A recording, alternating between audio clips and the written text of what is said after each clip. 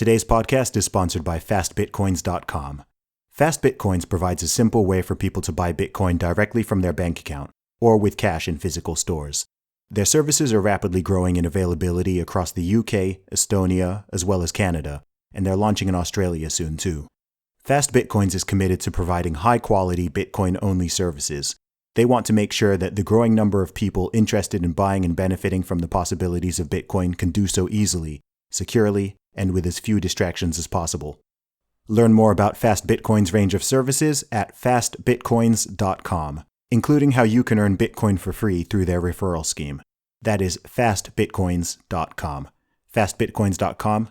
Go check them out. What's up, ladies and gentlemen, boys and girls around the world? I would like to welcome you back to the Real Talk with Zuby podcast. On today's episode, we've got on a fellow musician. He is a Christian hip-hop artist. He goes by the name of Ruslan. He is also an all-round creative entrepreneur, and he's a friend of mine. So great to have him on the show. How you doing, bro? Dude, I'm doing good. I'm super excited to be here with you, man. It's going to be fun. Awesome, man. So I've done a really brief intro there, but for people who are not familiar with you, let them know a little bit about you. Yeah, so my name is Ruslan. I was born in Azerbaijan, Baku, which is just north of Iran. And me and my family are Armenian. We came out to America as refugees because of the pogroms of Baku in the late 80s. We relocated to San Diego, which at the time was a predominantly Black Hispanic neighborhood. I subsequently fell in love with hip hop music, fell in love with basketball, thought I was going to go to the NBA. That was plan A. And then I discovered that there's never been an Armenian that's ever made it to the NBA. And so, once I discovered genetics, I thought, hey, why not? Second best thing, be a rapper. And that was about 20 years ago. And it took me 15 years to make it a career. And well, I became profitable fairly, 10 years in, and then 15 years in, which was 5 years ago, is when I went full-time, quit my job, which was I worked at a church prior to doing music full-time, started doing music full-time, dabbled into YouTube content and, podcasting, all that kind of stuff. I'm a husband. I've been married for 12 years to my wife, Monette. We met in high school, and I am a father to Levi, who is 5.5. Got to be very particular about the 5.5. He'll correct you. So yeah, I do music, hip hop. I'm a Christian. I love Jesus. I'm agnostic when it comes to politics. And Safe. Yeah, man.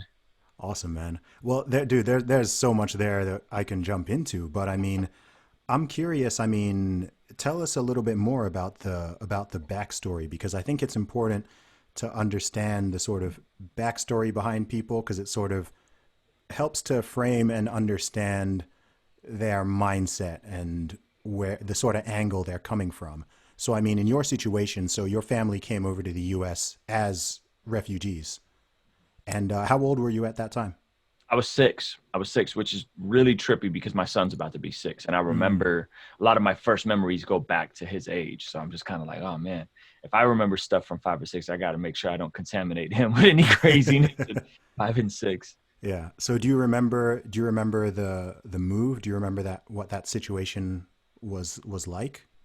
Yeah. So the pogroms of Baku, basically Azerbaijan, which is a part of the former Soviet Union, but Azerbaijan was a predominantly Muslim state. This goes back all the way to the Turkish genocide of Armenians, and which kind of was around World War I. And the tension just kept going between the Aussies and the Armenians. So they started pushing a lot of the Armenians out late 80s. My dad had already was traveling back and forth between Moscow. So I remember him not really being there a whole lot and having to, move around a lot. And then I remember us going to a couple of different places, my mom having to stay and sell some of the property that we had there, and because my mom is adopted, but her family's Armenian, but she doesn't look Armenian. My mom looks like a regular Russian woman. And so she was able to kind of stay back and not have any type of hostility or tension towards it, because Armenians by and large they look more Arab and darker features. And so she stayed back. And then I remember us coming here, and I remember my first memory of America is that we drove past this grocery store. The grocery store at the time was called Lucky's, and it was right off of University Avenue. And I had never seen anything so marvelous. I thought they were taking me to a toy store. Like, shopping for food in Russia was not like shopping for food in America. I remember that vividly. And I remember all the lights and how colorful it was and how bright it was. And I was like, yo, like, we came to America. This is so rad. They're taking me to a toy store. Like, what other way to open our time here than to take me into a toy store? And I was like, you realize, no, we're going grocery shopping. But that was like a very distinctive memory. Was, wow, this is so different. Like, everything about this is so different than Soviet Russia. And subsequently, maybe a couple months after, 6 months after, something like that, that's when the fall of communism happened. And then that I discovered that, like, we were the commies. Like, there was like, I didn't know Americans and Russians didn't like each other. So like you have the, wait, we're coming out here because these people don't like us. And then you get here and these people say that we don't like them. And then there's this weird and I'm like, what? Like, none of this made sense at 6. But I literally remember like neighbors telling me like, yeah, Russians are communists. Like, what's a communist? What's a communist? No, Yeah. No, that's funny, man. And what was it like for you growing up in San Diego? I mean, school, all of that. What was, I mean, it must have been weird for you coming over from a different side of the world under those circumstances. So what was it like, sort of? I mean, I'm assuming you probably didn't even speak English when you got to the US, did you? Or Yeah, I did not speak English. My mother was like the only English speaking one within our whole like community of people that came over, because it was like us and a couple other families. And she learned like British English. So like it was like a little different, it was weird. She spoke with like a Russian accent, but yeah, it was weird. So I learned English through cartoons and through rap music. Oh, wow. Okay. Yeah, that's how I learned English. Majority of, I think we were the only Russian family in like an all black complex. So all of my neighbors were black, and it was different, man. It was cool. Like, I just remember thinking like, Americans are so cool. Like American culture is so cool, And the only thing I really knew about American culture before this was like Michael Jackson. Like, that's the only thing I knew was Michael, my only context. And I had just a lot of really gracious people around me early on, like my neighbors. And just like, I don't know, it was just very accepting. Like, I think the Black culture in America tends to be fairly accepting and accommodating of outsiders, which that's definitely how I felt. I felt embraced. I felt assimilated to what was happening here. And it was cool, man. I growing up, I mean, granted, like, I didn't really understand we were poor until I understood that we were on welfare, and that like mom didn't have a job. My dad subsequently left. So like, they split up. My dad leaves 6 months in, mom doesn't have anything to do. We get on welfare, and dude, we're just like, I didn't know it was bad until like in hindsight, you know what I mean? Until I grew up, and was like, oh man, we grew up pretty daggone poor, And like, I remember like we were just hoping that she can get a job at like a grocery store. Like, that was like our big, like, wow, if she could just get a job at a grocery store, our life would be so much better. And yeah, man. And so it was a very unique experience being Armenian white kid who couldn't speak English in a predominantly Black and Hispanic neighborhood. Yeah, it's not a common story. I think when you get people who go to, whether it's the UK or US or from different countries, there are, how would I put it? There are certain groups, for example, in the UK there are a lot of people who came to the UK from Jamaica or, from Nigeria, et cetera. There are certain groups where it's quite common to have a big community of people who have come over from one place to an area. In the U.S., some places that might be Mexico or Korea, et cetera. So for you, that's like a totally unique situation. That's kind of like being the odd one out, without Yeah. having other people who have sort of come from the same background. And then going into a predominantly black neighborhood as well. So it's not even like you went to, U.S. is a predominantly white country. So I don't know. I just think it's a very unique position. And I'd imagine that's something that sort of has helped shape your perspective on things a lot. Yeah, and it was like a year, 6 months to a year before there was any other families from Baku that came, Mm. or because of this stuff. So later down the road, it was more families came over. And there was kind of like a community. There was an Armenian church that everybody kind of was a part of, and that it was more like a resource hub. But by the time the community started being formed, like I already had my friends in my Mm. apartment complex. Like I already had like, oh, these are the people I hang out with. We were doing sleepovers. Like I remember the first time my friend, his name was Steven Jackson. He lived like 2 or 3 doors down in the same apartment. He like asked if we could do like a sleepover, and I'm like 7. I'm like, I don't understand what a sleepover is. My mom's like, what's a sleepover? You just Yeah. stay at their house. And dude, I remember one of the times he stayed at my house, his house, the back of, like, there's an alley. My house was on the front. My apartment was on the front. His apartment was on the back. And I remember one of the times he stayed over, his house, actually, there was a drive-by on his house. They Oh, drove wow. past and shot up where we would have been sleeping in his room. Wow. Yeah, dude. And I was like, this is so, and I remember like as a kid, dude, I'm like, I'm no older than like 9 or 10, Yeah. looking at the bullet holes in his, like in the back of the apartment, which was where his window was. Mm. I was like, man, this is crazy, man. And then subsequently, I remember going to, they took me to my first concert, which was Dr. Dre and Snoop. Oh, And wow. I Okay. was, they was at the San Diego Sports Arena. I was like in a 4th row, only white kid in sight, only kid. Me and Steven, like the only kid were how, there. how old were you? I couldn't have. This is like Dr. Dre, This is when Snoop Dogg put out Doggy Style. So this is like, Really? Wow. yeah, I'm around that surprised. time. Yeah, Yeah, definitely I not age was appropriate. young. Yeah. Yeah, no, definitely not age appropriate. Not at all. I remember discovering Snoop first, and then going back and checking out Dre's The Chronic. Like I didn't Yeah. know who Dre was, because Dre, I think that came out a couple of years before. I don't know, but I remember that tour, and it was like all of the death row rappers were there, and it was Wow. definitely not age appropriate. Yeah, And yeah.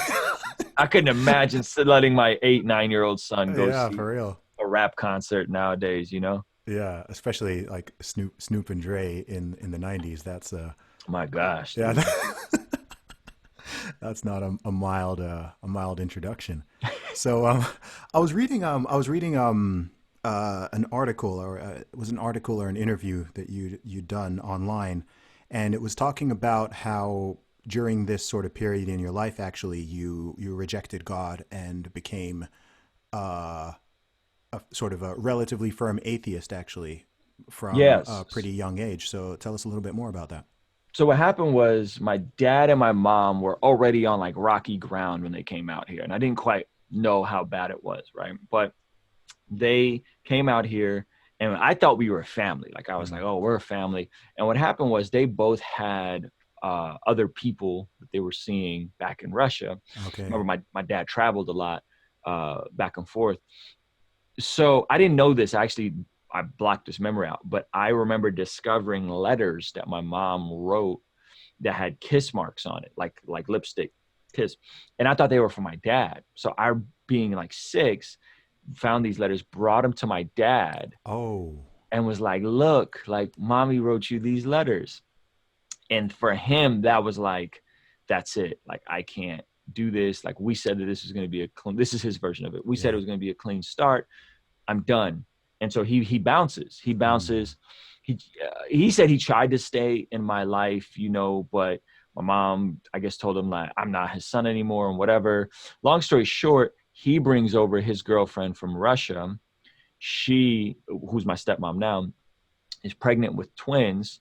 And I don't remember the exact sequence of this, but they never, according to my mom, never got divorced. Like there was never any way to dissolve their marriage.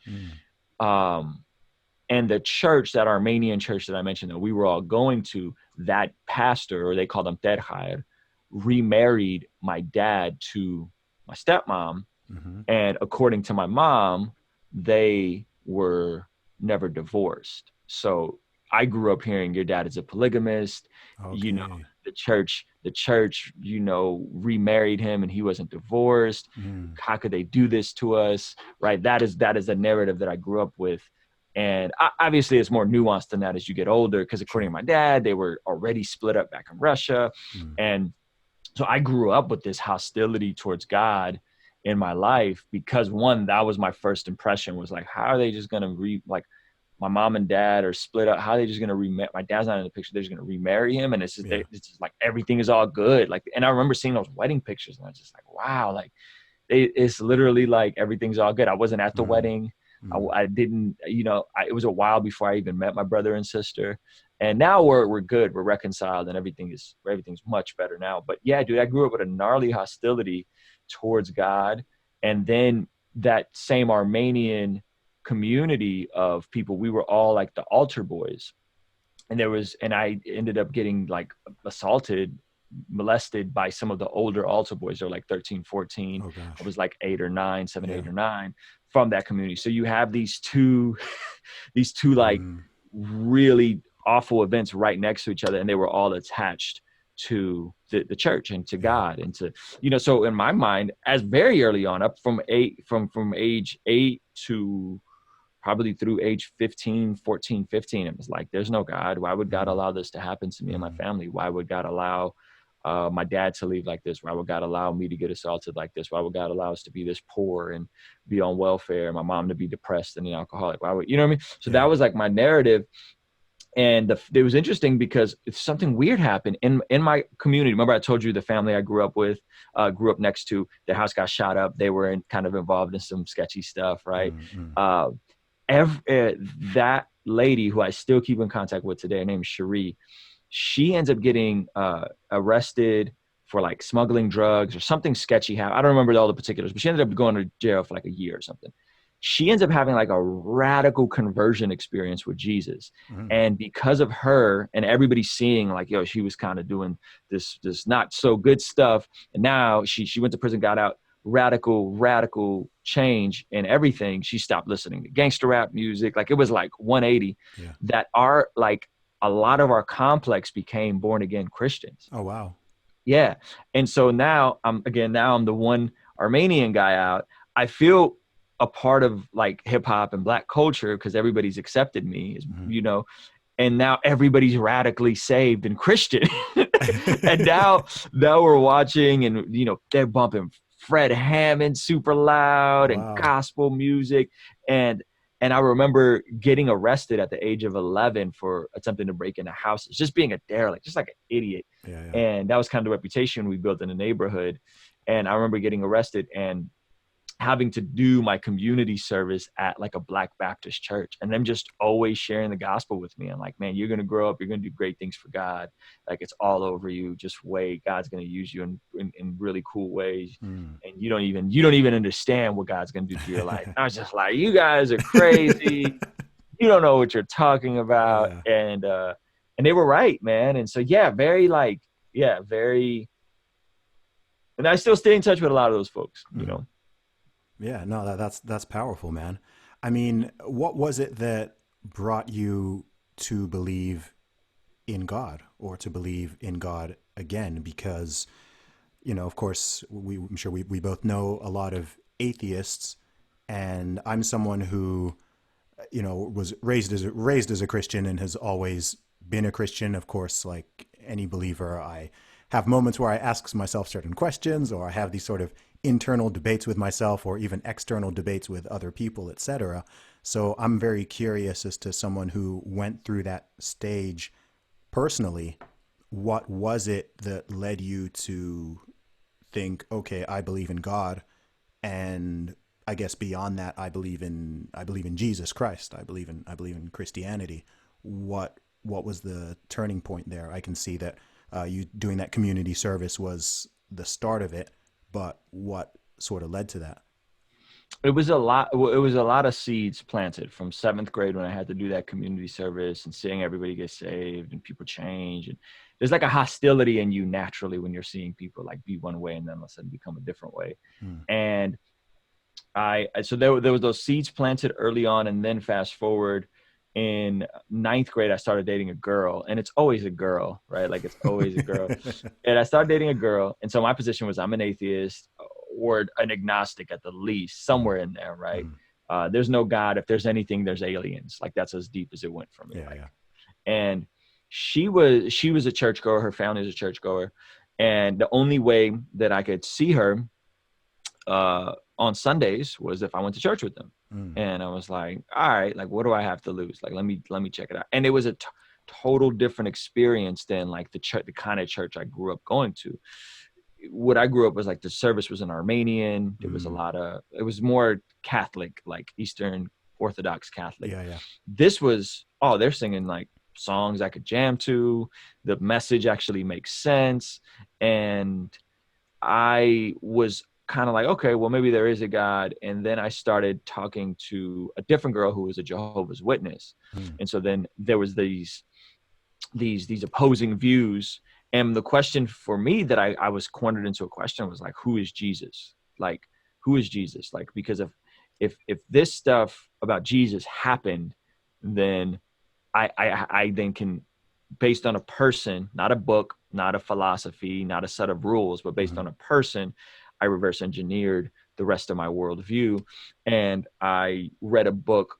I mean, this is like my sophomore year of high school. I read a book called The New Evidence That Demands a Verdict. I read the reasoning for the scriptures by the Watchtower Association. I was reading the Bible. I was reading the Quran. Like I was reading everything I could get my hands on. And The New Evidence That Demands a Verdict, and then The Case for Christ subsequently just laid out the most linear argument. And the argument was just simply like, who is Jesus? He's either Lord, liar, or lunatic. He's either who he claims to be, the Son of God, God in the flesh, and he lived and died and rose, or he was a liar and he was intentionally deceiving people, or he was just crazy. He was just nuts.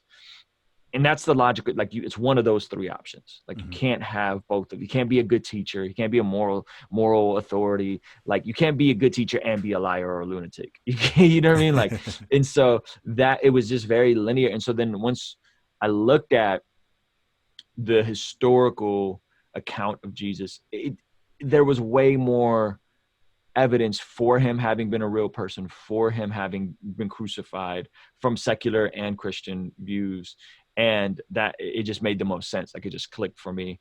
And then it was like a subsequent, like a year and a half of actually transforming my lifestyle to follow Jesus.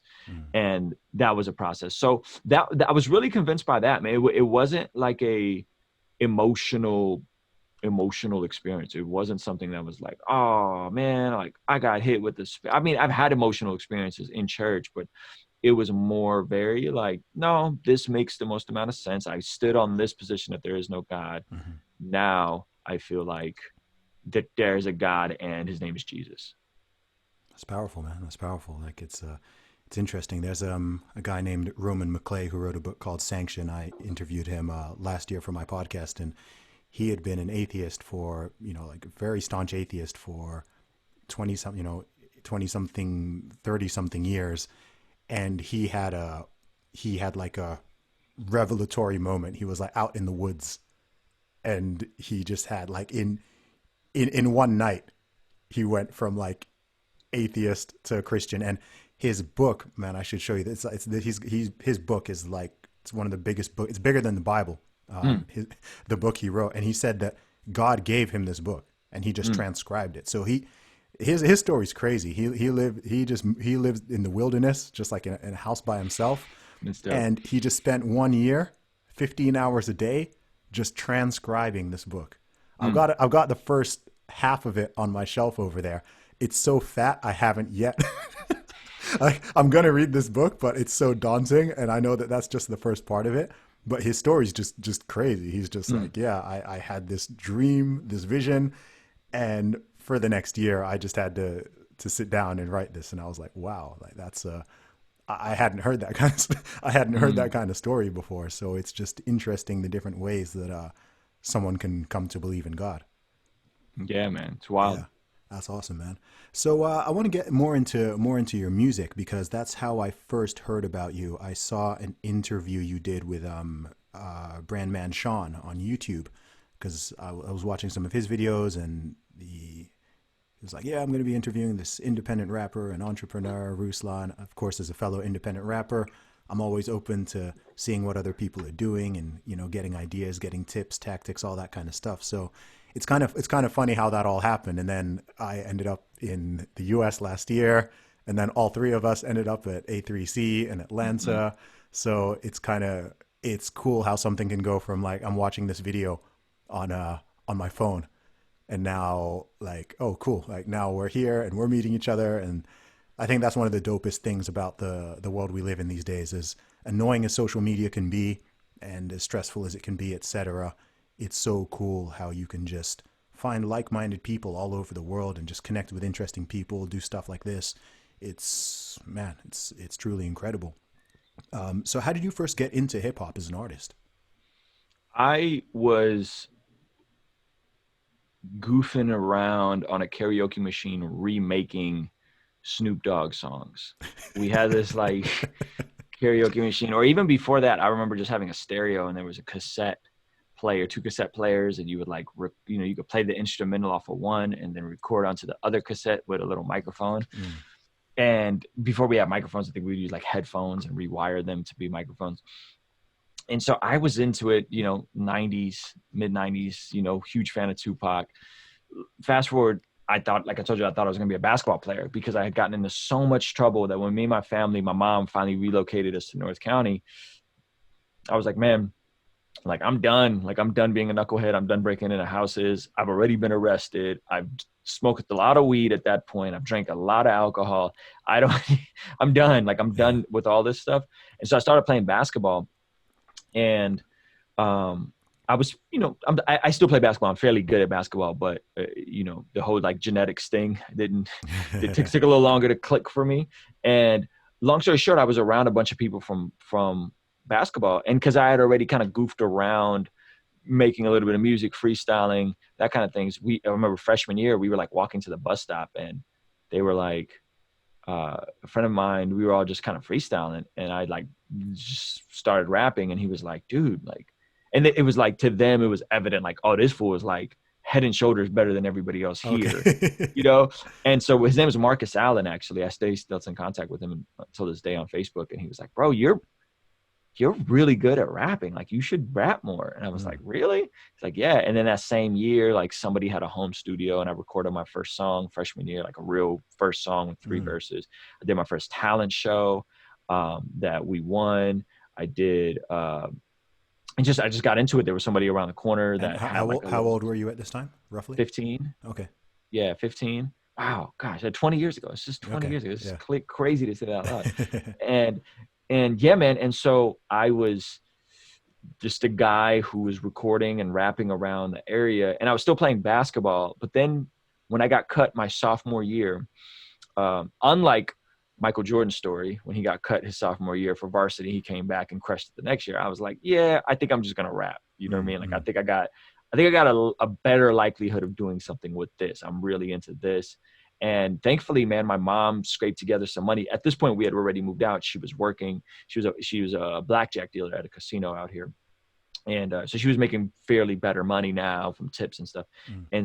And we scraped together, she scraped together money and got me like my first computer, and then I got a sound card and a microphone, and I was the guy in the neighborhood that had a studio. And so I got to record all my friends, and people would come over, and I started learning how to record, how to mix, how to record myself. And so Mhm. I put out my first retail project in 2004.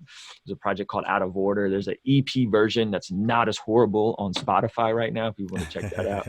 And that was like my first retail thing. That was insane. I had put out like mixtapes around the school and stuff, but this was this was in like Christian bookstores, and like we had like an Okay. album release party for it, and like a bunch of people showed up, and we Hmm. sold, I don't know, a couple hundred of those. Sure. And then I had like 600 of them laying around my house. Right.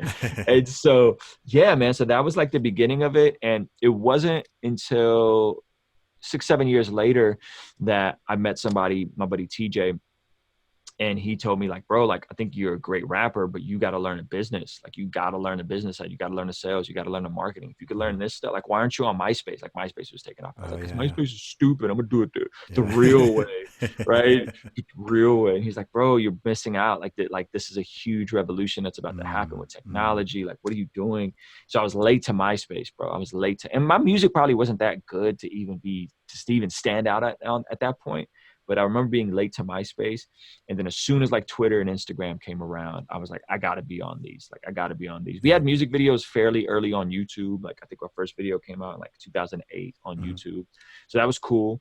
And yeah, man. And then so by the time 2011, 2012 comes around, we're profitable at this point. I could have quit my job. We were making really good money. We used a lot of the music money we made to get out of debt. Me and my Yeah. wife, we paid off How were you? How $45,000 were in you debt. making? How were you making money at that stage? Was that primarily through music sales directly, or shows, or merchandise, or a combination? So we would do shows, and sometimes we get paid for shows, sometimes we wouldn't. But what we'd do is we'd say, hey man, like, we want everybody here to, get a copy of my music. And I don't want money to be a barrier for Hmm. that. So name your own price, come to our merch table, name your own price for a Gotcha. CD. And so instead of selling 10 CDs at $10, we would sell 50, 60 CDs, some for $2, some for $25. Yeah, yeah, yeah. And so this is 2007, 2008. This is a culmination of church shows, House of Blues shows. But what we really did it was we did this thing called NACA, the National Association for Campus Activities. Kept meeting people who were full-time music entrepreneurs. And they kept saying, you got to get into NACA. And I was dabbling in the spoken word scene. I was in the slam scene. San Diego has an amazing slam team, Okay. amazing like spoken word community. Two of us were supposed to be on the last season of Def Poetry. I don't know if you're familiar with that is, but it's an HBO I'm show. familiar. Yeah, I haven't Yes. watched it, but I know of it. Yeah. So I was like, me and another poet from San Diego were supposed to be on the last season of it, but they cut the budget and didn't want to fly anybody out and just did like New York poets. So we were like Okay. devastated. So here I am in this scene, and I'm meeting all these poets, and they're telling me, you got to do NACA. You got to do NACA. I'm like, what's NACA? They're like, just look into it. So it took me a couple years to finally figure out what NACA was. NACA is basically you go and showcase for all the colleges in specific regions. Hmm. And if they like you, you can then, you get booked to perform. Yeah. And so my first year doing NACA, they had a, we kept submitting and never getting selected, and we finally got selected, and we almost didn't make it, like flight delays and just all kinds of issues. And then we got there, dude, and we like literally made it by the skin of our teeth, and we performed. I was in a group. It was me and my buddy Belief. We were a duo called The Breaks at the time, and we just crushed it, man. Just the adrenaline, we got to this moment, and we ended up booking like 30 shows Oh wow. at like between 2,500 and 2,000 and 3,000 a pop. Wow. And Okay. that was the end of 2011. And we were already doing like Christian church shows and that kind of stuff. But this was all like non-Christian shows, secular shows. And so going into 2012, here we are with like 25, 30 shows. And then what I would do is I would then pick up the phone and book smaller church gigs around it. So Gotcha. if we're in Atlanta, we'll pull up and do a college show here. And so that was 2012, man. And that was like the first time we made like serious money off of music. And There's nothing like that in the UK.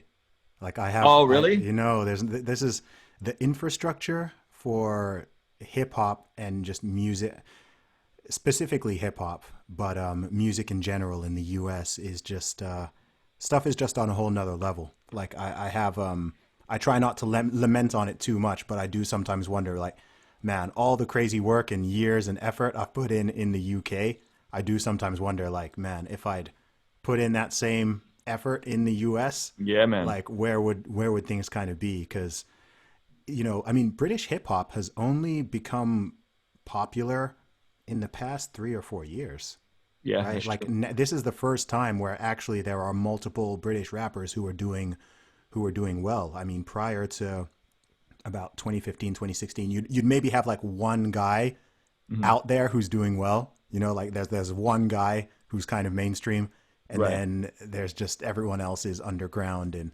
there's just no like. I mean, you know, I had some success with what I did. You know, with all my independent releases and just traveling around and Yeah. hustling and Yep. organizing my own tours and all that. But something like what you said there, you know, something like NACA, where it's like, okay, you can do this, and maybe some of it is the scale of the country as well.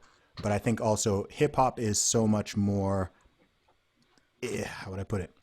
I mean, USA is the home of hip hop, right? So, I mean, even the fact that you have a Christian hip hop scene, Yeah. do, Yeah. That's do a good you know point. what I mean? Like, there's no Christian hip hop scene in the UK. Like, you can't even you can't afford to be that niche kind of thing. Like, you could be a Christian hip hop artist, but there's no scene. If I look at the US, I'm like, oh wow, like you could just listen to Christian hip hop, and there's enough artists, events, fans. There's enough stuff going on that you can have that whole microcosm. Whereas in the UK, with the size of the population and the popularity of the music, etc., you gotta. Yeah. Give me 1 second. It's my Yeah, no son. worries, bro. 1 second. Sorry. I grabbed my wife's car key on accident. Yeah, no worries, Give man. it back to her. Yeah, Yeah. no, No, so, that's a good point, man. I yeah. think, dude, you know, that, and so it was the combination of what everything you described with NACA, but Mm, having a spoken word background, because hip hop hadn't been successful at NACA really, mm, and then having the relationships to add to everything you just described by being in the Christian hip hop scene and being able mm, to do a college show, make really good money off the college show, and pull up and do a small church show, and only do it for a couple of people and make very little money off of it, mm-hmm. but build a lot of those relationships with fans that are still with me till this day. A Yeah. lot of my fan base has been with me for 10 years. You know, I remember you from the breaks. I remember you Yeah. from the breaks. And it was like, yeah, man, and that is because of the luxury or the privilege or the advantage of actually being a Christian hip hop artist, which Mm, people would think that's the opposite, right? Oh, well, that's such a small thing. Well, it's like, you know, so you got like in British hip hop, you guys have like Skepta, right? yeah. And now it's kind of like he's like the face, he's the first one to really break through and get Mm-hmm. all the accolades and the cosigns.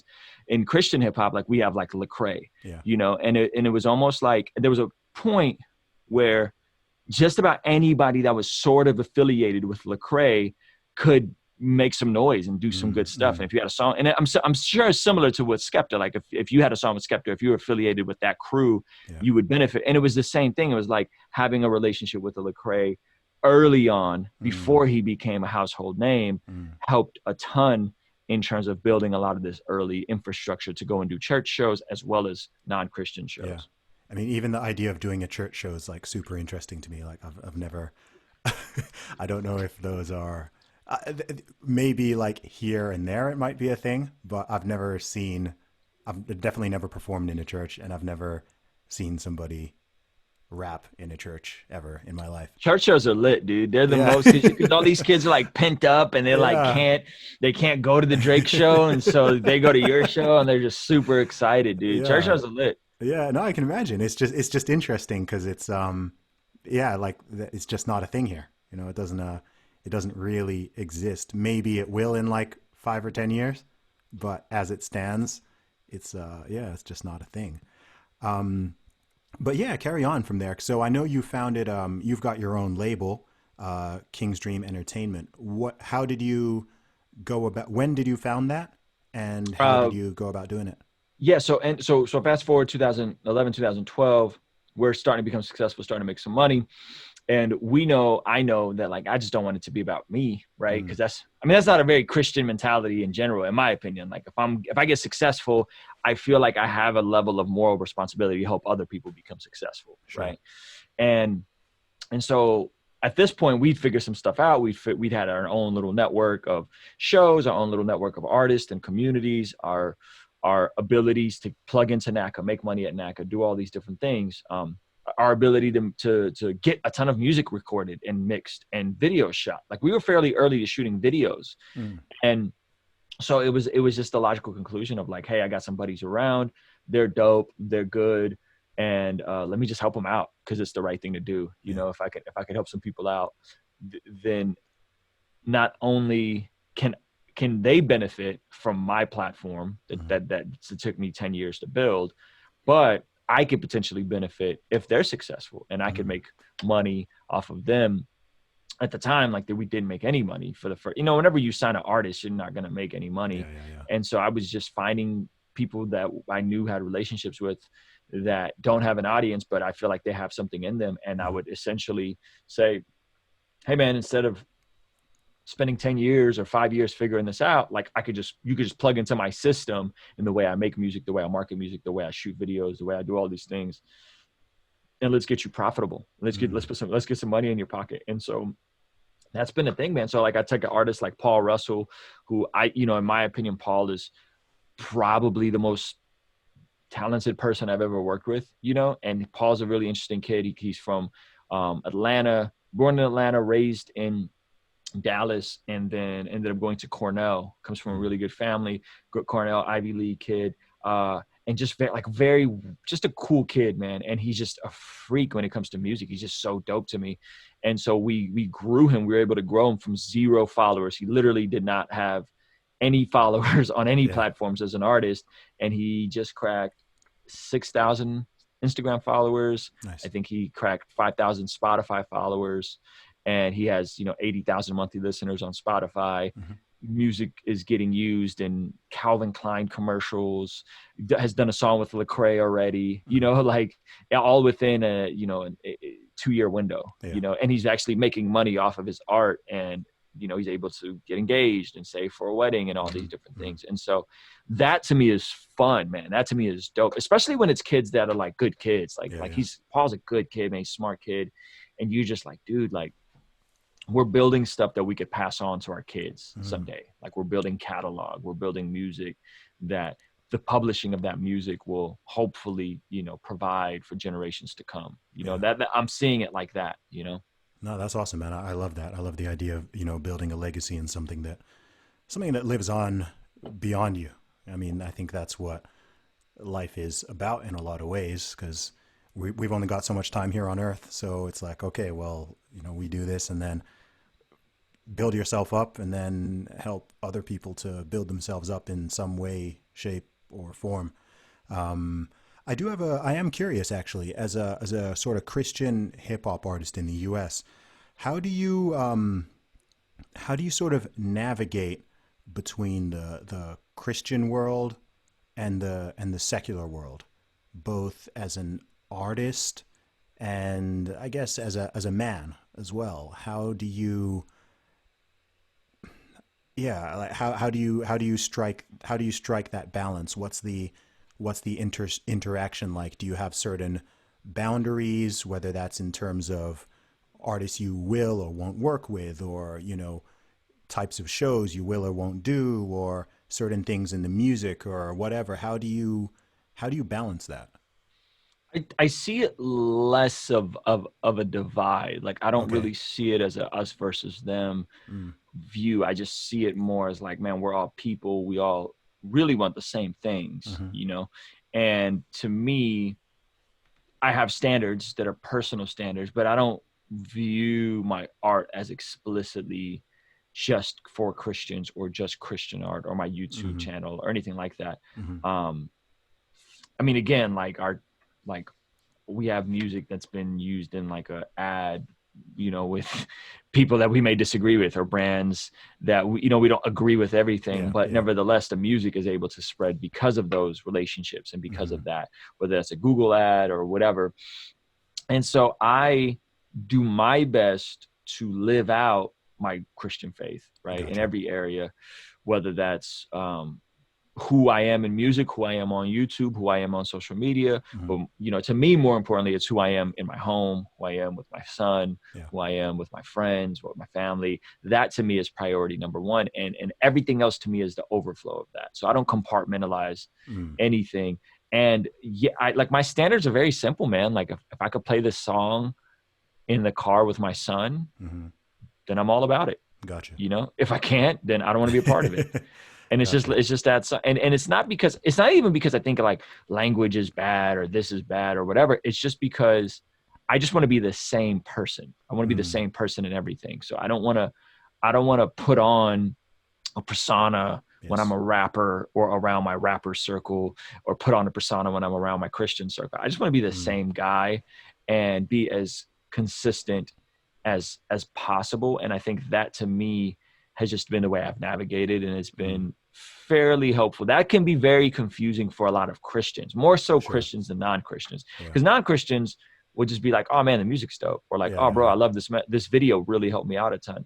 They tend to be more open, and then they might discover the faith, or they might hear something that reminded them of going to church with their grandma or something like that, and that's great.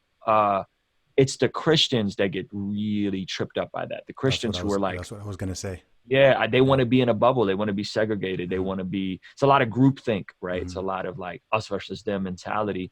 And I'm just not on that, man. Like I think people are people. I think we got to love people well. We need to be truthful. We need Yes. to be truthful when it's time to be truthful, but we also need to be helpful, and we need to be empathetic, and we need to listen. And that is just the way you know, it says at the end of Acts, it says that Jesus came full of grace and truth, Mm-hmm. right? Full of grace and truth. And so if if you're just about grace, if it's just all about grace, then that's going to create just like a recklessness in everything. And if it's just about truth, then that's going to be like a very black or white law approach to everything, Sure. and a very cold approach. So I think striking that balance of grace and truth in how I interact with all people, even Christians, Mm-hmm. is very helpful for me. And that's what I've been attempting and find the balance to do. Yeah. No, because I was wondering how you sort of avoid being held hostage, perhaps by, even some segments of your own audience or your own fan base. Um, that's something that, because I've seen it sort of happen to degrees to other people, right? Where it's like, okay, you're this thing, but then you step slightly out of line, and now this person is like, hey, like, you can't do that, or you shouldn't do that, etc. And everyone has a different, everyone personally has a different way of navigating these kind of things. I mean, myself as an artist, as a rapper, I've never labeled myself as a Christian rapper. And I don't think of myself in that way. I am a Christian, and I'm not ashamed to say that if I'm doing an interview, or even in certain songs, etc. Like I'm happy to mention God. But part of that is because I didn't want to, how would I put it?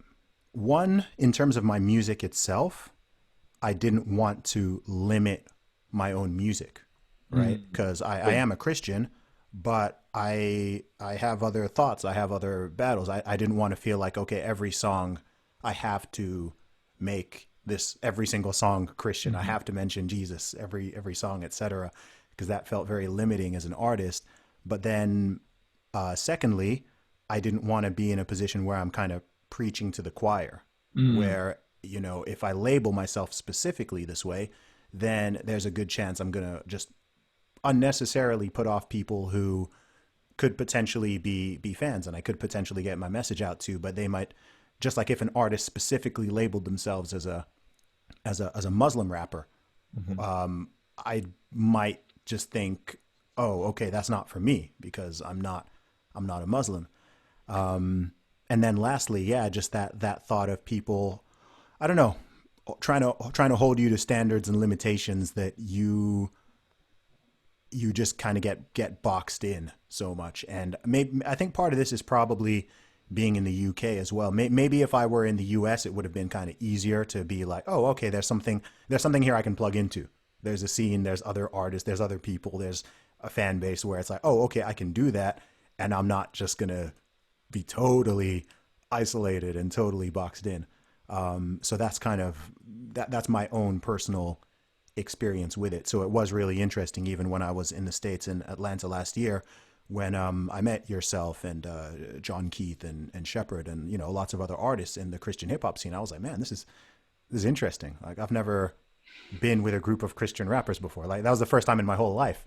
You know, um, I've been in groups of Christians, I've been in groups of rappers, but I was just like, wow, this is a thing. Like, and it's just it kind of opened my eyes. It's interesting. I think to your point, I think what happens is I didn't set out to label myself as a Christian rapper. And that's, that wasn't my agenda or my like prerogative or in my mission statement. Like, man, my label exists to make Christian rap for Christian rap fans. Like, that's not something that is done. What happens is, maybe because of how it is here in the States, is your tribe will find you. Your people will find you. Your tribe will find you. And it's not, and when if I start fighting against that, if people are like, yo, like you're collaborating with Christian rappers, you perform at churches sometimes, you're on Christian rap Spotify playlist, you're in this ecosystem. Yeah. And if I start pushing against that with some of your very, like, I've said everything you've said before, like literally to the bone. And I've actually said in a Huffington Post article, and the article was, you know, dream junkies, but don't call them Christian rappers. Like literally, and that was supposed to be like off the record. Like, could we just not talk about the label Christian rappers? And they like finessed it into being a whole article about how we're Christian rappers who don't want to be Christian rappers, right? And it's just like, of course, Huffington Post would do that, right? And so, but so I said it to say, when I start pushing back against that, you know, when I start pushing back, then I'm the one that looks crazy, and I'm the one that's like, what are you even talking about? You know, so instead of trying to explain what I don't want and what I want to be against, I'm just going to do what I do. And if Christian fans or Christian rap fan or whatever, man, great. And they, you know, there was a website, a Christian rap vlog, Loom Hip Hop, it was 2 years ago, a year and a half ago, labeled me as one of the new OGs of Christian hip hop. Right. Oh, okay. And it was me, Lecrae, Bizzle, and Derek Minor, which, first of all, like, and those are all friends of mine, but they're like, those guys are way bigger and more popping than I am, and really like in there. And so for me to be on this list, but what it did was it just said, you know, if this is how some people view me, if people view me as like a statesman, a leader in this movement, right? Even though I never thought of myself as a leader in this movement, then I'm going to be way more beneficial to the movement and to where it goes from the inside than from the outside. I'm going to be way more helpful steering the culture where I want it to go from just embracing it than saying I'm against it. But because if that's the perception of me. And so I think it's more helpful for me, because I'm already in it, to just be like, hey, this is what it is. I'm a Christian hip hop artist. I'm a Christian artist. I'm not going to shy away from anything Christian related. You want to call me a Christian husband, Christian father, Christian, like I'm Christian everything. Right. Yeah. But we get so triggered with Christian rapper for some reason. And I just like, and if I'm already here and through providence, God's given me favor here, then I'm going to be faithful to where I'm at, even though I would love to be in other spaces, and I would love to be at other festivals, and I would love to be, you know, and I think I will be in God's timing, but I'm not going to push against it. It just doesn't seem very helpful for where I'm at. You know what I mean? Yeah.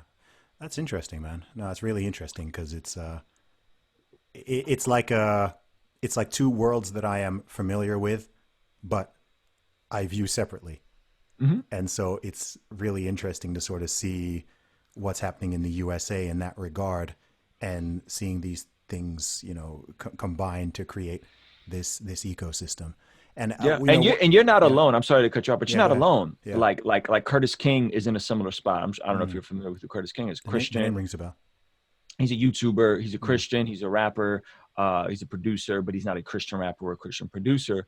And so what I do, what I have fun doing is, like, if I'm doing a show, I've done like showcases or festivals, I love bringing people like that out and cross-pollinating different audiences. And then it's like, my audience will discover him and be like, oh, but he's not really a Christian rapper, but he's dope, and his music's not vulgar, and it's not against my worldview. And then he's like, yo, this whole world is amazing. Like, I love you guys. Like, and what ends up happening is guys like that, or guys like yourself, will almost be like advocates for it. So then when we're out in public, and I'm not there, and somebody says, yo, Christian rap is trash, those dudes are all bigots, you could be like, no, they're not actually. They're actually super dope. And so it's just the representation of the community ends up being better when we work people in. And again, it's not a us versus them. Like, Zuby, you don't talk about Jesus enough, so you can't come rock a show with me, or we can't do a song together, right? No, it's like, dude, no, that doesn't make any sense. Like, let's do that because our worldviews align. So a bunch of guys like you, Curtis King, JB, guys that are maybe from outside the Christian rap community, but they love the community once they get exposed to it and they meet people and they're like, whoa, this is dope. I wish I would have had this. Like, this would have been so much fun, you know? Yeah. So I feel you though. That's cool. And how do you feel the scene is going and growing? Is that where do you see it being in the next 5 to 10 years? I see it. And this is where this is what I'm hoping to do is like, I have a community of artists, predominantly Christian, not all, but a lot of them are Christian. I do like my Fan Love Friday stream, and I do a lot of coaching. And that sounds weird when I say coaching. I feel like I'm selling some like master Cool. course or something. I do coaching too, so don't worry. We do like weekly Zoom calls where I give them a lot of advice. A lot of guys I pull to the side and I help them, you know, build their businesses, build their merch up. And we've had some amazing success stories, man, just from guys that I've just kind of just helped mentor along the way. A guy just this week had a merch launch, followed everything I encouraged him to do, the system I helped set up. And this is not someone that I'm that's signed to me, but I've just been really hands-on with. And he did like a $20,000 merch launch. Wow. Like he dropped a piece of merch that sold 20,000 in a week, $20,000. And it's just like, you hear that, like seeing that stuff. So what my goal is, man, is I want Christians who are part of this community and non-Christians to own their process, to own their creativity, to own their art, and to put out as much of it as they can in a very creative fashion, and to go beyond just being Christian rappers, but to build their own tribes, right? Build their own tribes. Some of those tribes are going to be explicitly Christian, some aren't. And that's what I'm really, I want to see that. And so I think the new norm is going to be guys like my buddy Nick D, who is a Christian, who goes to church, who loves Jesus. You hear some of that in his music, but his audience is very diverse. He has a lot of audience in Brazil. He's dropping a song every week, and it's just spreading like wildfire, you know, like my buddy Bartholomew Jones, who is really dope. He has a coffee line called Coffee Black, and it's all about the history of how coffee came from Africa and the real origins of it. And so he has merchandise and he sells his own coffee, and it's super dope, and he's monetizing it very well. And I could give you just example after example of guys like this that they're not necessarily in this like Christian rap bubble. They're expanding it, and they cross-pollinate, but they're expanding it. And so once we have more and more people out there in different pockets and building their own audiences, and they're cross promoting and cross collaborating, I feel like that's when the entire movement is going to grow and get bigger, not as a singular one movement, but as people expanding it and going further and further out. Another example I could give you, and this is not somebody I'm in any way responsible for their success, but I feel like is the new blueprint, is Toby Wigway, who is an artist out of Houston. And him and his wife, Kat, they started doing these things called Get Twisted Sundays before they were married. And he would just do like raps over popular instrumentals. She would twist his hair. That's evolved into him doing a video a week and being on tour and, you know, just building an empire, man. And he's a Christian, he's a rapper. He's not a Christian rapper. And it has some crossover in our world. He was a Rapzilla freshman. That's like our big Christian hip hop blog. I think that's going to be the new prototype. That's going to be the new format. And I think you're going to see the community evolve and get bigger and bigger and bigger, because there's going to be a bunch of people that just go beyond the goalpost, beyond the current goalpost. Gotcha. And I wanted to talk a little bit about your YouTube channel, because you put out a lot of content every week on a range of stuff. So you go into, you do go into some socio-political stuff. You do music reviews, business advice, of course, your actual music itself. You do a whole bunch of things. What is it that drives you to do that, or makes you feel compelled to speak on certain things? Yeah, man, that's so funny you say that. So like, if people look at my YouTube or even at like my brand, like it probably won't make a lot of sense on the surface, because I really do just talk about whatever I feel compelled to talk about. Yeah. And it covers a variety of topics. My overall mission and vision of what I'm attempting to do is King's Dream is encouraging, empowering people to live God's dream for their life, right? Mm-hmm. King's Dream Outliers is the tribe I'm building. And I really just want people to be statistical anomalies in these different facets of life. So I want people to be outliers with their finances. The average American has $10,000 in debt, living paycheck to paycheck, just a mess financially, right? I want to give people the resources and the inspiration when they hear my story of me and my wife paid off $45,000 in debt in 18 months, saved 6 months of living expenses. That was the key variable for me becoming a successful entrepreneur, was learning how to handle money and pay off my debt, then learning how to save money, which ultimately taught me how to manage money and just view money as a transaction of value. So that's one facet that I'm really passionate about. People will hear me talk about that. Yeah. Then there's like ownership and empowering artists to own their music, own their masters, own their process, not take out debt and take out record contracts before it's too soon. And that's another facet of it. And then recently it's been really about like, man, I want to see people be outliers in the sense that in society, there is a us versus them right now, especially with everything that's happening. I want people, especially my white brothers and sisters who they don't quite understand what's going on or why it's going on, to be statistical anomalies and to hear the different pain and the different struggles from different communities and to be empathetic and to seek to understand before seeking to be understood, to be slow to speak and quick to listen. And I feel like if we all move towards trying to understand each other, then I feel like that is where we're ultimately going to see progress. So that's like another facet of it. And then that's because that's my life. Like my life has been, man, I've benefited by and large so much from just amazing Black people, Black Christians, Black men who've just loved me well and shared the truth with me and encouraged me and empowered me and never made me feel guilty about my whiteness or anything like that. Right. But were truthful with me. And I feel like I'm an outlier in that, like I have amazing relationships that the majority of my very close friends are Black. And that wasn't by accident. That was intentional. That was by providence. That was by me learning to shut up and listen instead of always trying to be heard. Right. And so I'm hoping that some of the current stuff, when I'm talking about social issues, humanitarian issues, I would say that we would be just humble to listen, man. And that's not to say that, that white people don't go through struggles in America or dismiss anybody's pain.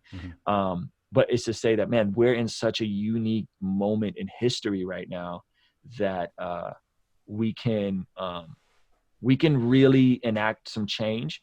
And I feel like I'm an outlier in that, like, you can't pin me into the corner as like some liberal snowflake some social justice warrior. I'm not a Democrat. I don't, you know what I mean? Like, I bet you politically, me and you have way more in common than we don't have in common. You know what I mean? I'm very much so for empowerment. We just talked about, financial literacy and becoming debt free and managing money and being a go-getter and being empowered to build businesses. So I think the social aspect is like,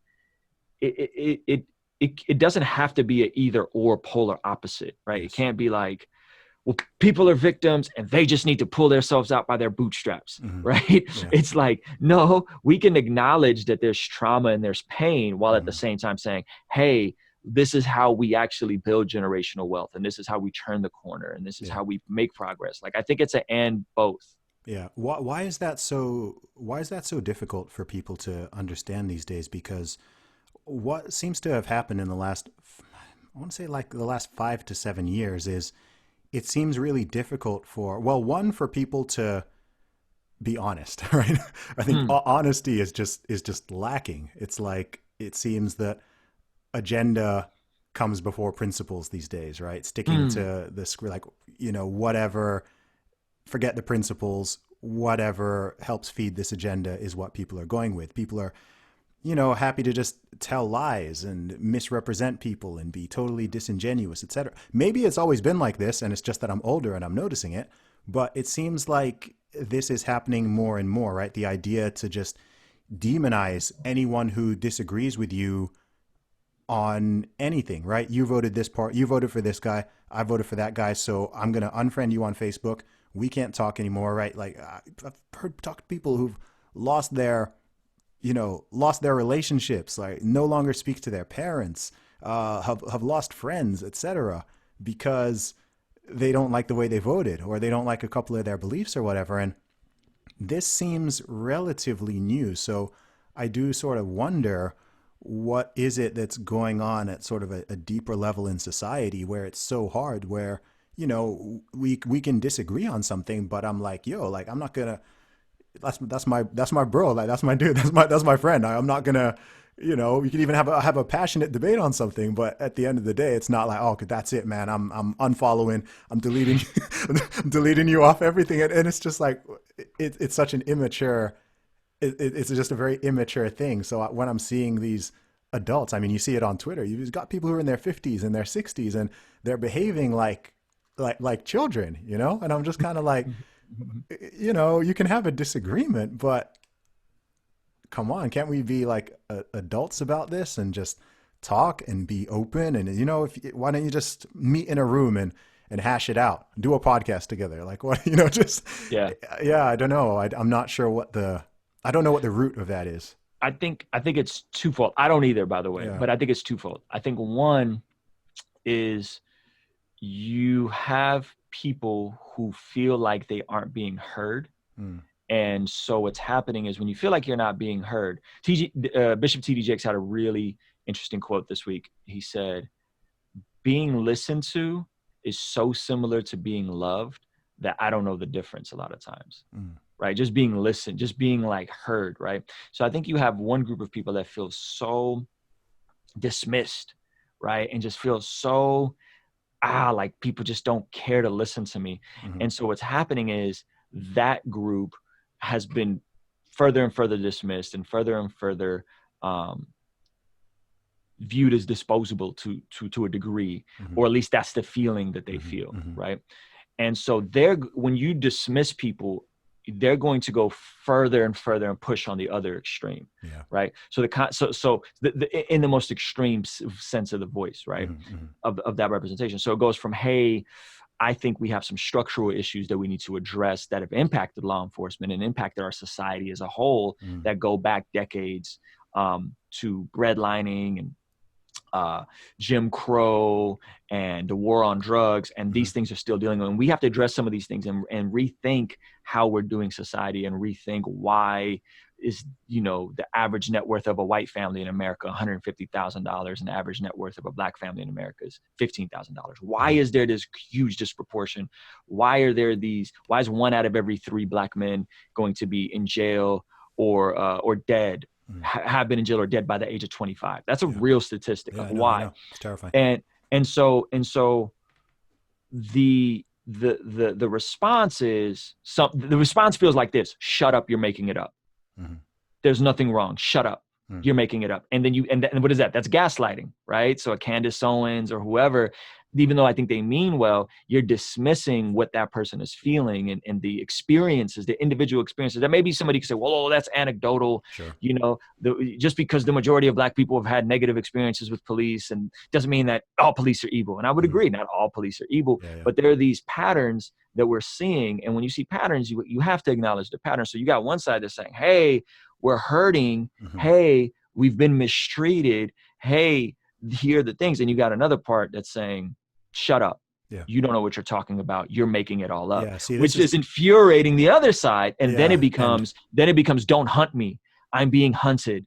There's terrorism on the black community, right? And so those are the two extremes. And what happens is everybody locks into their own echo chamber.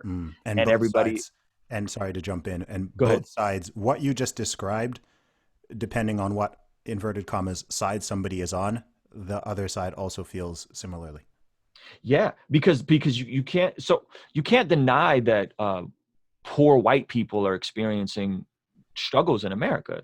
There are poor white people that are experiencing struggles. It's just when you look at those ratios, that is where it's like, whoa, but there's so many more black people that are disproportionately poor.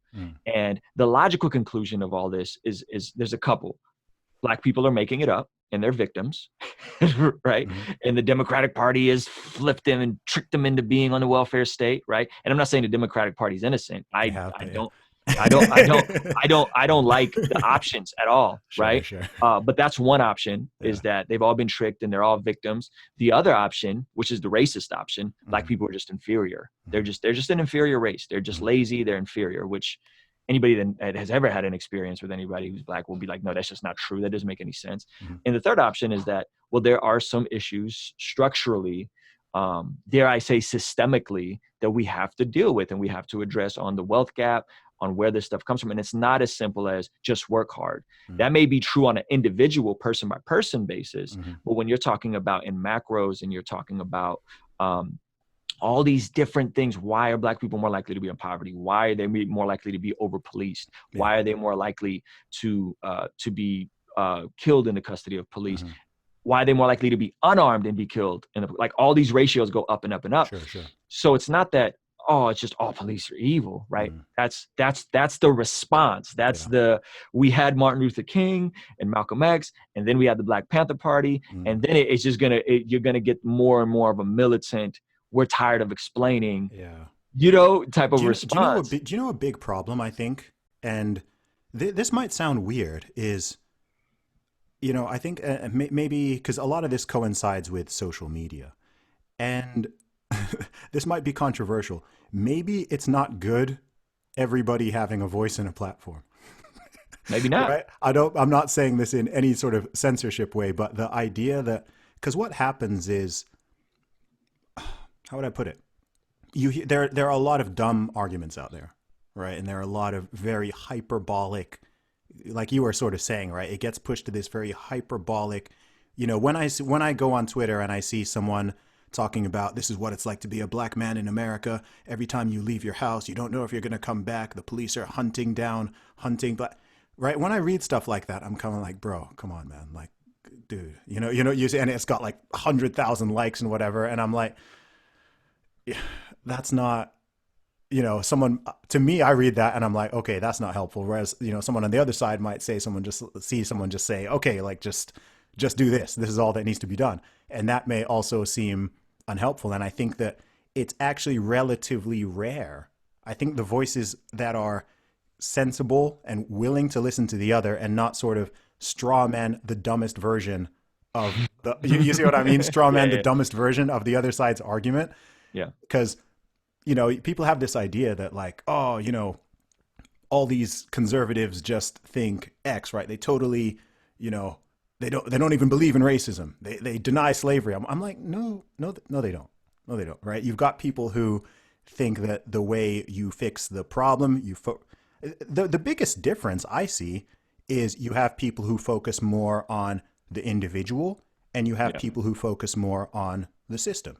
And the reality is both of those things are factors. I mean, they have to be, to at different times amongst different groups, etc.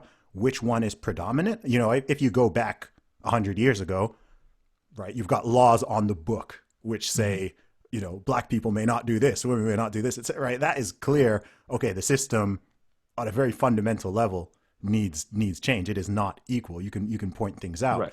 Right. And then when that is ironed out, you may still have some overhangs and some historical aspects that are sort of bleeding into the future.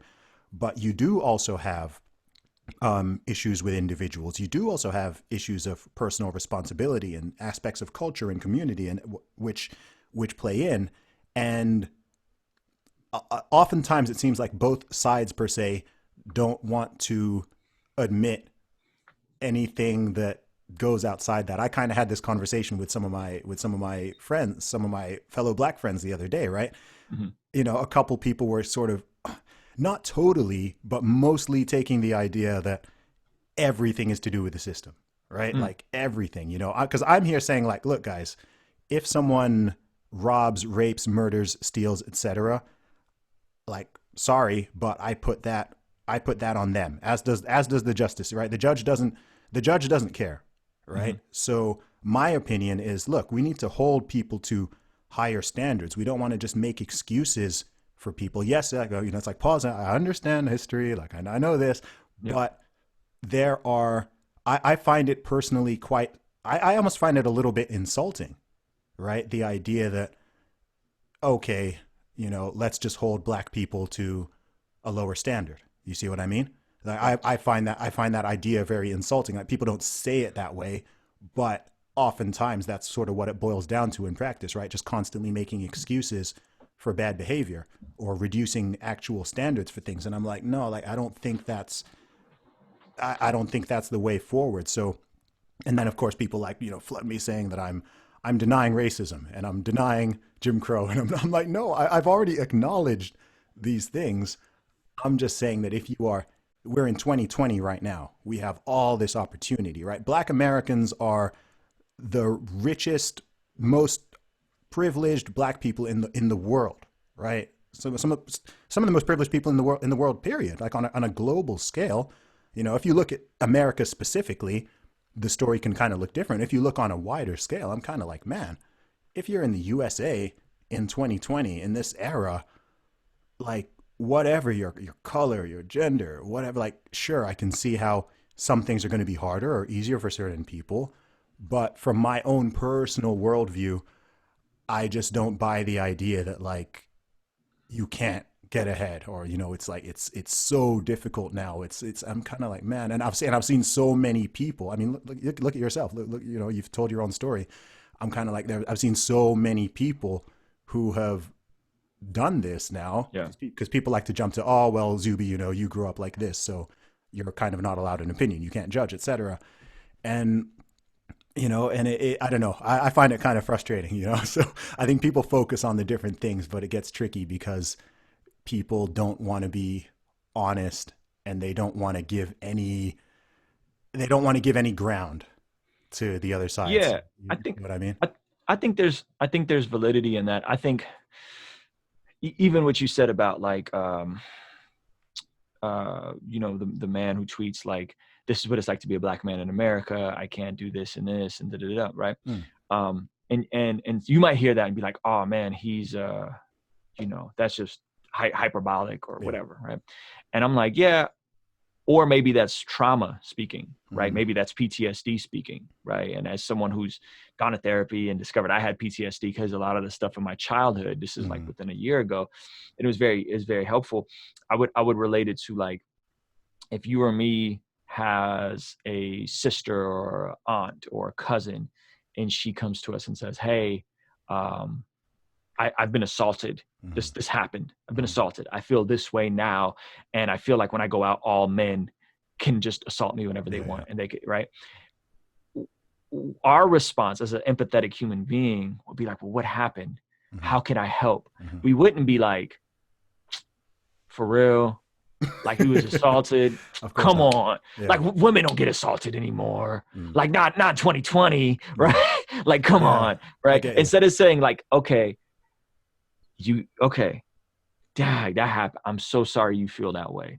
Like, let's talk about it. Tell me more. Let me listen. Can I refer you to therapy? How can I help you? Right. And I think that is what kind of happens. And so I if you were to say, or you, or a Candace Owens were to say, like, hey, don't tell me there's systemic racism.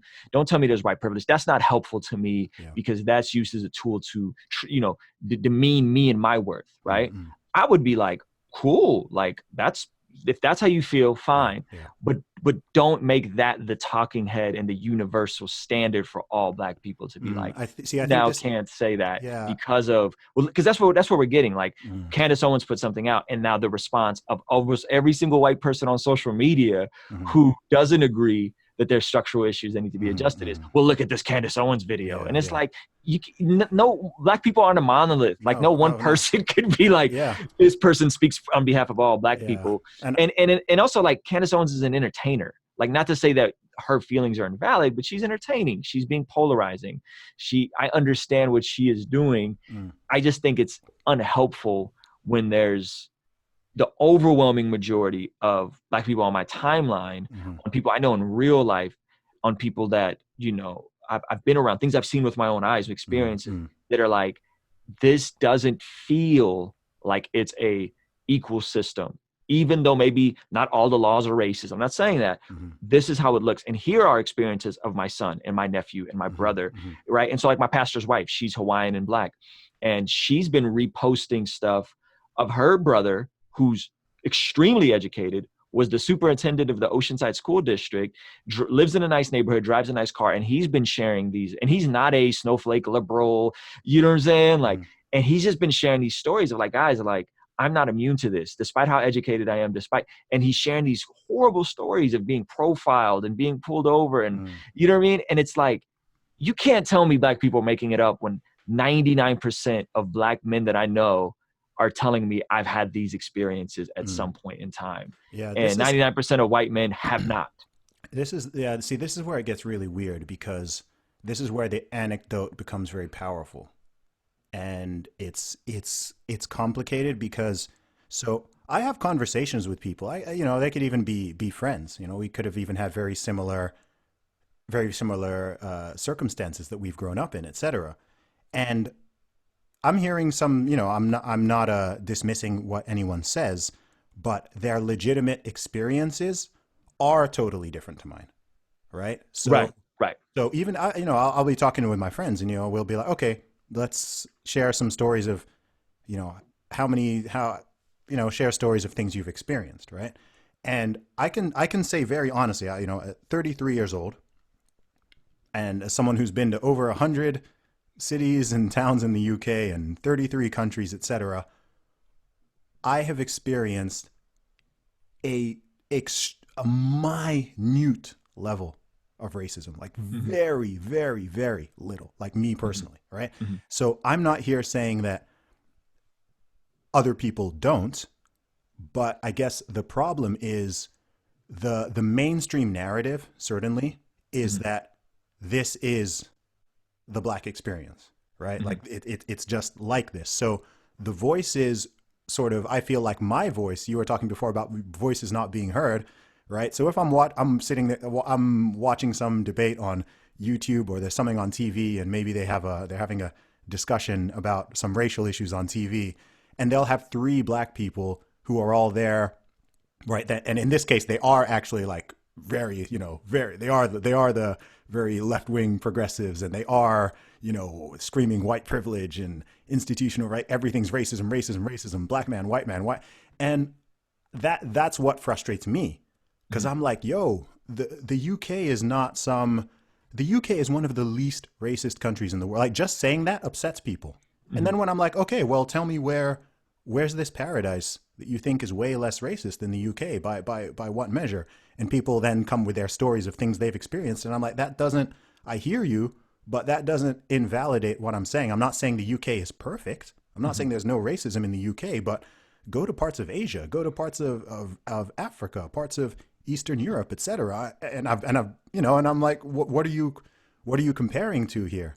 And yeah, I think that's kind of the issue, because it yeah, I don't know. And I think the reason I have an aversion to that narrative is ultimately it's because I believe it keeps people disempowered, right?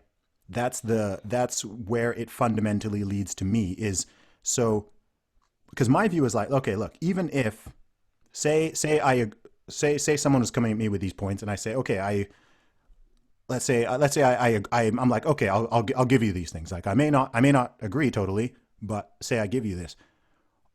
What now? Right? Like, if I'm giving advice to an 18-year-old black guy, a 15-year-old black guy, etc., right? Why do I want to make him feel, you've got to be very careful here, because yeah, sure, you want people to be heard, but you also have to be very careful about not making people feel like the world is out to get them, and not to feel inferior, and not to feel, that's why I don't like, it's another reason I don't like this idea of white privilege, because it's like, so you're telling black people that no matter what, there just is this thing called white privilege. It's immutable. So you're always going to be, the whole world is always going to be looking at you a little bit bland. Some people are like, yeah, that's how it is. And I'm like, no, that's not, to me personally. I'm like, no, that's not what I believe. And I don't think you want to be telling whole generations of people that, because it also, and you see the effect, right? It creates resentment. You get a lot of people now who are sort of pretty anti-white, like they've taken that and kind of run with it to the, white people are bad kind of thing. They've sort of run to that conclusion, and they're not fulfilling their own potential because they believe that the game is rigged. And if the game is very rigged, it's kind of fair not to want to play, right? If we're playing Monopoly. Yeah, Yeah.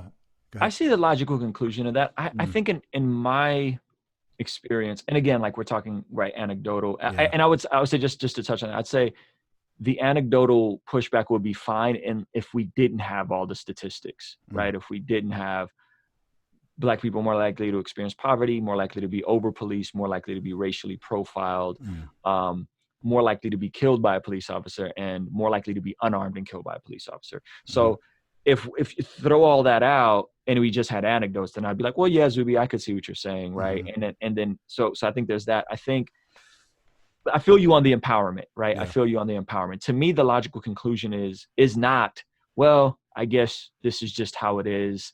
You get to be a second degree citizen. I don't Yeah. think that's the lot to me. And this is tough for me, like personally, like in real time, like Mm, my son is half Black, yeah. right?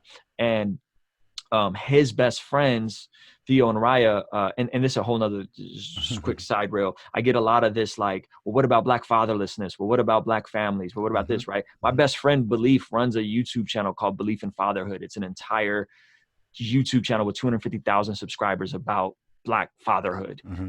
right? Like, so Yeah. don't tell me Black people aren't talking about fatherhood. Yeah. Don't tell me Yeah. Black people aren't talking about Black on Black crime. Like, who? According to who? You know what I mean? Like, because that's all my Black friends are talking about: fatherhood Mm, and marriage and being more present in the home and being a good dad, and right, like that's what I'm seeing. You know, so mhm, that's a side step. But he just had the talk with his sons, mhm, right? And this is going to by proxy impact my son because they talk, right? My son is mhm, 5.5, so we're wrestling with like, how do we preemptively share this stuff with my son in a way that empowers him, that reminds him that you're created in the image of God, that mm, you're fearfully and wonderfully made, that you have limitless potential, that you can do anything you set your mind to, right? How do we address these things in a way that's helpful and empowering, while at the same time acknowledging that in this world there will be trouble, in mm, this world there will be issues, and the easiest way I could explain it is parallel like this. I just follow me for a second. No one had the, hey man, I know you love basketball, but just so we're clear, there's never been an Armenian guy that's made it to basketball. That doesn't mean you can't make it. mhm, That just means that when we're talking about genes and basketball, you're 5'10", bud. The average basketball player is this height, mhm, right? Versus my nephew, Samaje, who's Black, he's 6'2", 160 pounds. mhm, He's about to be a sophomore, 10th mhm. grade. I don't know how you guys, Yeah. right? Yeah. Me acknowledging that I don't have the optimal genetics to thrive in the game of basketball Mhm, doesn't mean that I can't play basketball. Doesn't mhm, mean that I'm going to be trash at basketball. It doesn't even mean that I can't make it to the NBA and be a great basketball player someday, mhm, right? It just means that I have to acknowledge that I'm 5'10.5" and my nephew is 6'2". And mhm, though I'm quicker and faster than him now, and I could beat him, and I got to play at some point, I'm going to have to switch up my game. I'm going to have to really work on my fadeaway. I'm not going to be mhm. able to blow past him because he's going to develop. And so I think an acknowledgement of that isn't saying, Ruslan, you're a trash basketball player and you might as well not even play because Mm, look, all these other guys. No, like I'm fairly confident enough that if I had a chance to play with Michael Jordan tomorrow, mm. I would step out on the court and play with Michael Yeah. Jordan Of course. tomorrow, Of course. right? Like I'm not afraid. Yeah. But at the same time, like we have to acknowledge the differences. We have to acknowledge the advantages. We have to acknowledge that these things are real, not in a way that creates white guilt. I've had a lot of white people Oh, DM good me, grief. and Good grief. apologize. I had somebody apologize to me, Zuby, to me and my family for their whiteness today. And I Yeah. was just like, first of all, why are you apologizing to me? Second of all, I don't think the practical, logical conclusion of any of this is for you to DM people and Yeah. apologize, Yeah. right? Like, so I think that's like, it's not white. I don't want white people to feel Mm, guilty. I don't want white people to feel ashamed. Um, I don't want any of that. I just yeah. want it to be like, hey, like, let's just acknowledge that, like, bruh, I'm 5'10", and it's gonna be harder for me to make it into the NBA and play at an Mm, elite level. And I don't think that's a negative thing. That's reality. And had somebody had that conversation with me earlier, maybe it would have been helpful. Maybe I would have been offended initially and be like, how mm, dare you tell me that I'm 5'10" and I'm white and I could never go to Armenians have never gone to the NBA. So I think that is the tough part, in all of this is it's so much of it is dependent on the person who receives it, right? Yeah. So much of it is in their parent. So I'm with you, bro. I want to empower the individual. So in my home, like my son is learning how to do video and shoot. He has a little iPad he runs around with and he's shooting video. My niece is learning how to edit video, right? She comes from a foster kid. She just met her mom, 15 years ago. And I could trace a lot of that back to structural racism and the remnants of all my wife's sisters growing up in foster homes because of the war on drugs and because of how harshly sentenced their parents were for petty drug offenses, right? Like this is one person ago. This just happened, right? One person ago, people were getting sentenced extremely unfairly. And we know that the number one thing to build generational wealth, at least in America, I'm assuming in the UK, is home ownership. And being able to pass down property and being able to put money down on property because you have equity in your property.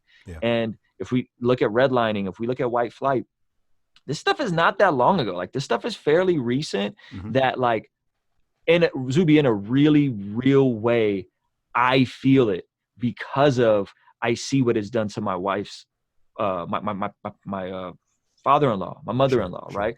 Hardworking, good people, not lazy, go-getters, right? And there's still things that they've experienced that are just not fair. The amount of crime, the pettiness of the crime to the sentences they served, right? The ramifications of that on the rest of their daughters, right? It's tough, man. It's heavy stuff. So I think that, I haven't even experienced it personally. I'm a white man. I'm just looking at it by proximity and saying, wow, why have all my black friends experienced this stuff? This is not all, a lot, right? Yeah.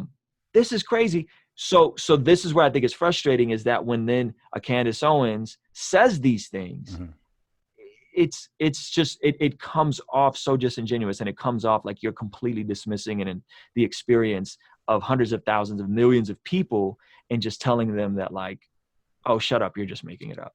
That's, you know what I mean? And that then it infuriates them even more. It's a tricky one. And, a big part of it is that people communicate differently.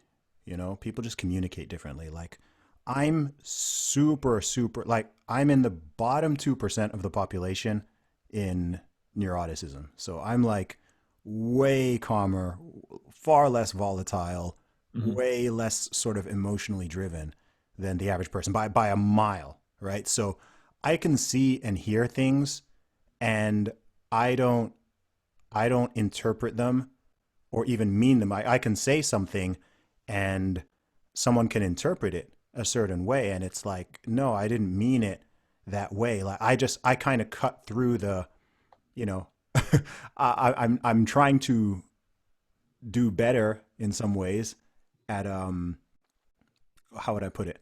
Acknowledging people's feelings, making it obvious that I acknowledge people's feelings, right? But my general communication style is very concise and direct. Right? So, and if people are concise and direct with me, I don't take offense to it, right? That's not, I don't, so that's the way I communicate. That's kind of the way I like to be communicated to. It's not so touchy and feely and all that kind of stuff. And I understand that a lot of people are like that. And I think, I've met Candace, right? I've been on her podcast. I've spoken to her. She's brilliant, by the way. She's very eloquent. With her specifically, I know certainly, of course, there's the factor of, you sort of mentioned the entertainment factor, which is one thing, but I think also it's because as an outsider, it seems like the most prominent black voices in America, they really do push some aspects of the victimhood narrative to different levels, right? That's the very predominant message, right? It's not a balanced message in terms of the voices. So I think with her, it's almost like an equal and opposite reaction.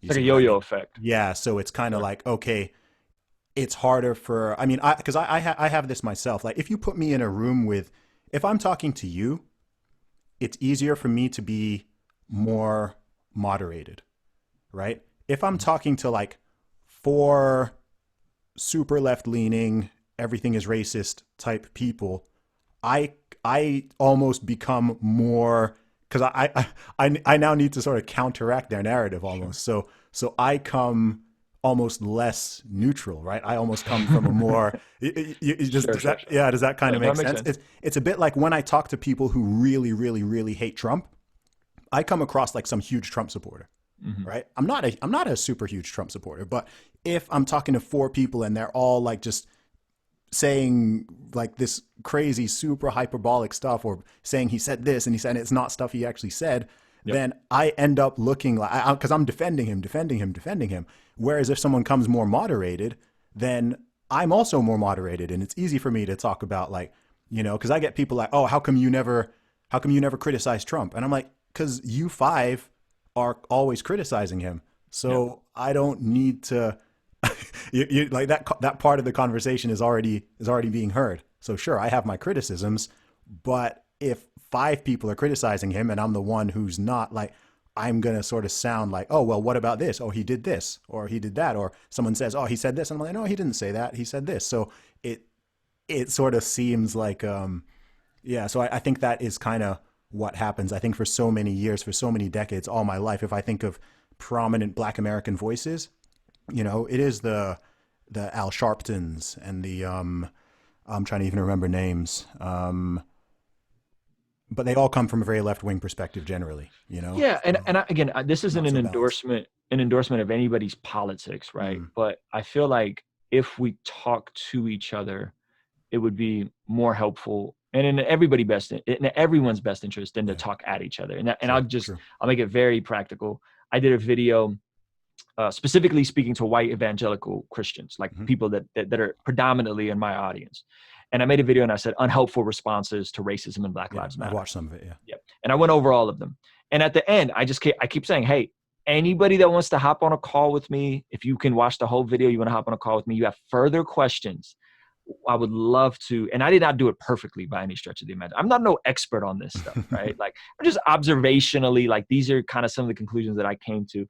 And out of that, it seems like more people rather go back and forth in comments Mm, and text than to, and I've had like 4 people take me up on that yeah. offer. Hop on a Zoom call with me. Let's talk, explain your further concerns to me. And I've had 4, and 3 of them were like, it was almost like white grief. And like, how do I talk to my white parents about this stuff? And Oh I'm just gosh. like, you don't have to talk, like, you don't have to Yeah, do all yeah, this. This is just all I want to do is just for you to see someone else's yeah, perspective from yeah. your out group, and that's it. For anyone But listening, that stuff does get very, very cringy, by the way. yeah, it Like, does. It does. And I'm just like, hey, like it's okay. You don't have to feel, and yeah. that's some of the other, right? Is that the other perspective is they're just like white guilt and white shame, and I hate my Mm, whiteness. But yeah. I feel like if me, you, Candace Owens, Sean King, who I've recently been communicating with over Mm, Instagram, right? Who's a Christian guy as well. If we were just to have to sit down and just have a conversation, right, over dinner, mm. I bet you would be way different than the stuff that like is going out on social, Yeah, because everybody's trying to be polarizing. yeah, Everybody's yeah, trying to be disruptive to a certain extent. yeah. And I will say that, like, I think in the Candace Owens situation, like, I don't know if in the timing she did it in and what she specifically said was helpful. Mm. Like to go back to, but yeah, he was murdered, and I'm sorry he was murdered, but he was a criminal. Yeah, Like, no, what do those two things have to I do with don't, each other? yeah, I'm not a fan of that. I'm not a fan of bringing up, if someone is, I don't like when people get killed in bad circumstances, I'm really, really, really not a fan of this. Let's dig up their past and see, because I'm like, that's not relevant, right? Yeah, It's there not, was stuff, there's just all kinds of wild stuff. And even yeah, in some of the it's not stuff you relevant. said, like when you came out and you were like, dude, Ahmaud Arbery, like that was just flat out murder. Sorry, Right? You which made one? that. I said Wait, that for 16 minutes. George Floyd, you Excuse mean? me, George Yeah, Floyd. You yeah. said this. You said something similar on Twitter as well. I Mm, thought that I said, and then you were like, This is why I don't say anything, yeah. right? But even in reading some of the comments, it was like there were still people that are like, no, he deserved it. You know what I Mm, mean? Or yeah, like, no, I why saw was that. he uncut? And Yeah, it annoyed me. I'm just like, man, like Mm, we could disagree what the solutions are, and we could say, and we could even say, hey, some of the responses can can reinstate this type of mentality, right? And this mentality isn't helpful, right? I don't think anybody should walk around with a cloud over their head and have this victim mentality. That is not how we roll. And we're going to go to a Black Lives Matter protest after this. Like, we're going to go and protest because to your point, my nieces and nephews, my son, like they know what's real, but you're going to learn video. You're going to learn to work hard. You're going to be a person of your word. And we're going to go protest, right? And my wife asked me this the other day, and she said, you know, we think about, like where would we have been in the context of Dr. King? Everybody wants to think that they would have been marching with Dr. King, you know? And like, what do you lose by saying Black Lives Matter? Like, what is the L there for a white person? Okay. You know? No, well, not you personally, you personally. No. Or what is the L by standing with somebody and protesting? Like, what is the loss of that? Like because it seems like it's more of a loss to someone's pride and taking an L to someone's pride, and less about, well, I just think it's unhelpful for Black people to see themselves as victims. No, right? I don't think that's their so I really don't. I don't support Black Lives Matter. I'm not talking about the organization. I'm not talking about the organization. Okay, I'm talking about just the sentiment. Conflation. Yeah, the conflation. The sentiment is a big problem because you know, I have the statement Black Lives Matter. Everybody, you know, anyone remotely decent agrees with the statement, but I think the problem is the total conflation between the organization and the statement. And of course, the statement is popularized by the organization. So if I go on their website, as I've done recently, and I remember I did when it first started springing up about 5 years ago, and I actually read what their goals are and what they stand for and their aims, I'm like, a lot of this is very antithetical to, you know, they're not fans of the nuclear family, right? There's a lot of stuff in there which I'm just like, no, this is nonsense. So they got some sketchy views on a handful of things. Yes, so I'm very hesitant to, you know, as long as those things are conflated, I don't want to be a part. Like I can support my principles, etc., and I can stand for justice, but I will never hashtag Black Lives Matter. Right? Let me ask you this: I refuse to use it. Go ahead. How many people who respond or dismiss Black Lives Matter?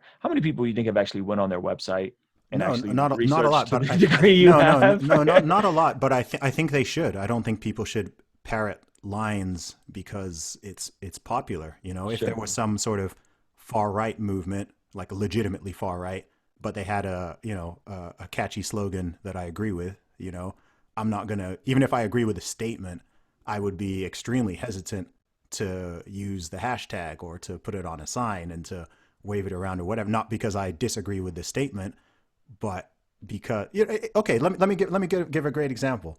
How about this? You know, that because I'm sure you've seen the "it's okay to be white" thing, right? So that statement, of course, right? But we know that there are actual white nationalists and stuff that are using that statement. Yeah, who use that statement. It's okay to be white. So I don't disagree with that, right? But I'm not gonna, I'm not gonna use it online or on social media or put it on a T-shirt or go out and wave a sign saying it's okay to be white. I agree with the state. Of course, it's okay to be white, but I know what's behind it. So I think that's maybe that's a kind of equivalent. I see what you're saying. I guess I just tend to be more optimistic in that as a Christian, if someone is saying, hey, these are the values, we believe Black Lives Matter. And I say, okay, I'm with you there. I don't know if me showing up to a rally endorses everything that the rest of that organization stands for as much as it's endorsing the sentiment. Maybe I'm wrong. I'm open to being wrong on that. Yeah. And then two, you earlier you asked like, what is the changes that we want to see, right? Like what are some of the practices? I was on an NAACP town hall call with our local sheriffs and police chiefs yesterday. Me and my wife were on it. And since this has happened, the state of California has banned all chokeholds, right away. Good. Right. So what good has happened? There's a lot of good things happening despite what the media is telling us. The media is showing the purge and like the worst of these protests and riots and how many of the protesters are rioting and how many of the rioters were even with the protesters and how many of these are Antifa and other groups coming in and how many of these are just frustrated kids that are sitting at home that have nothing to do and don't have a job, that just angry, like, right? So that's what the media is telling us.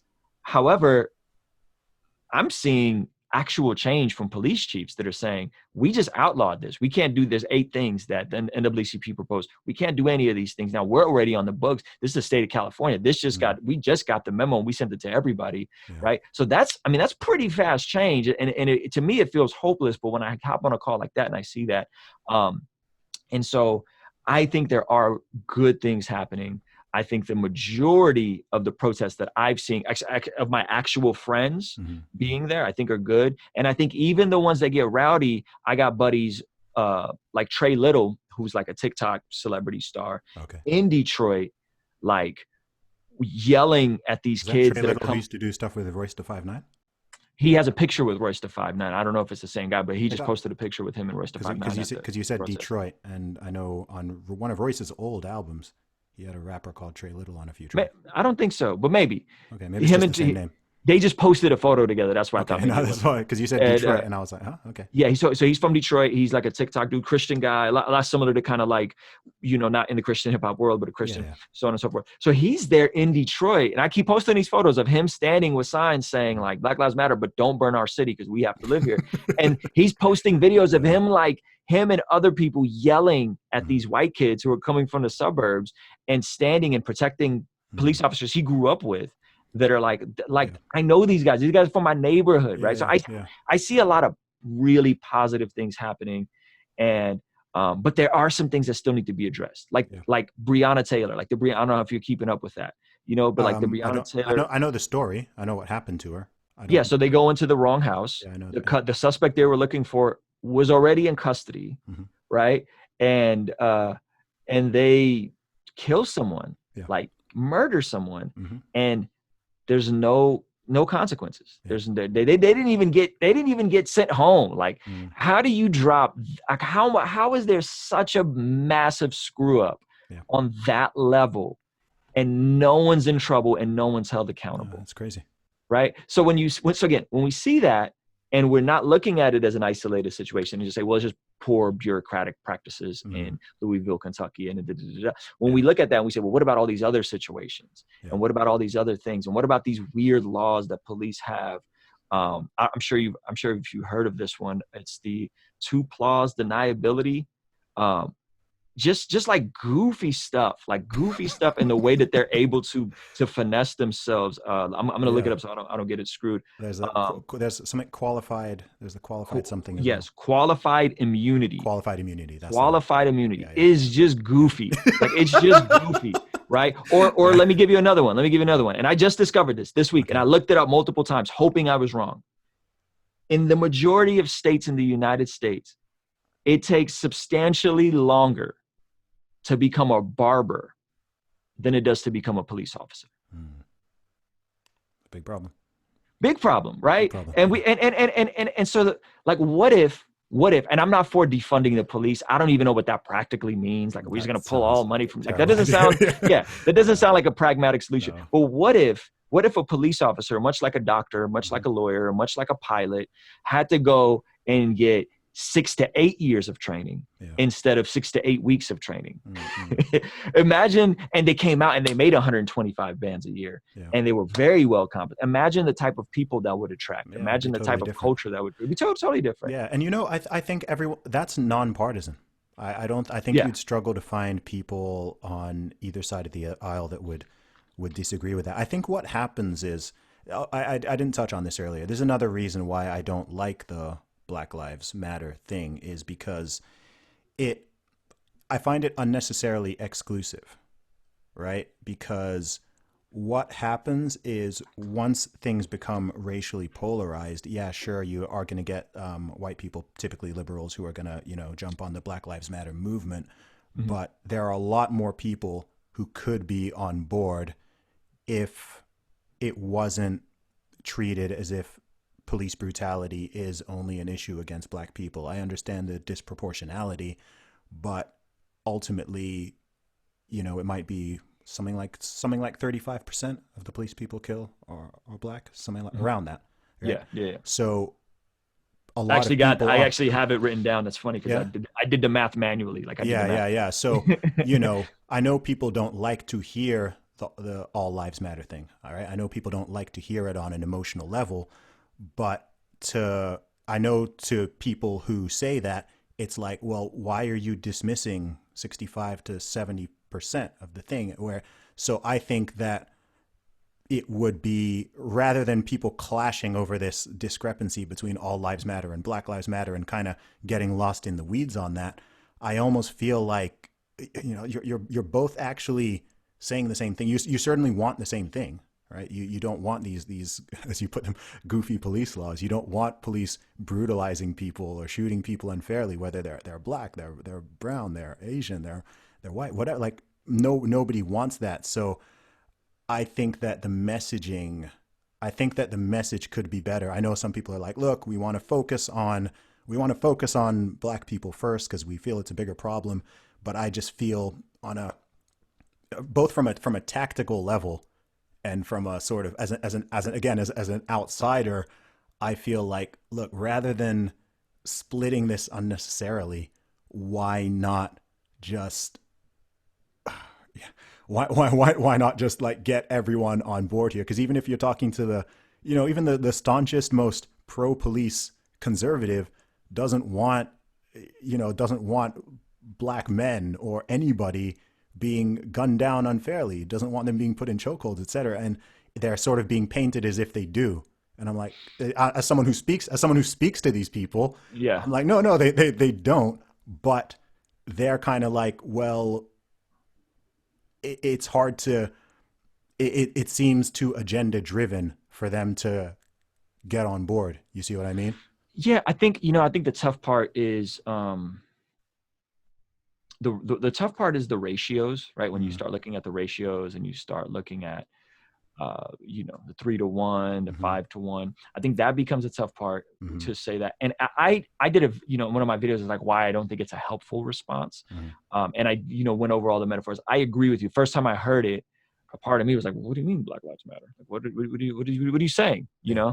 And here's the thing. I think in this social media climate, like, I think it is supposed to be disruptive. Mm-hmm. I think it is a further polarizing response on purpose, Yeah. because it was, hey, justice for all, civil rights, we Mm-hmm. want fair treatment, and that got MLK assassinated. Mm-hmm. You know what I mean? Like, that got MLK assassinated. Then people rioted for I don't know exactly how many years, and then that led to actual legislation getting passed, Mm-hmm. not condoning rioting, but that is what happened. That is literally the timeline, right? Mm-hmm.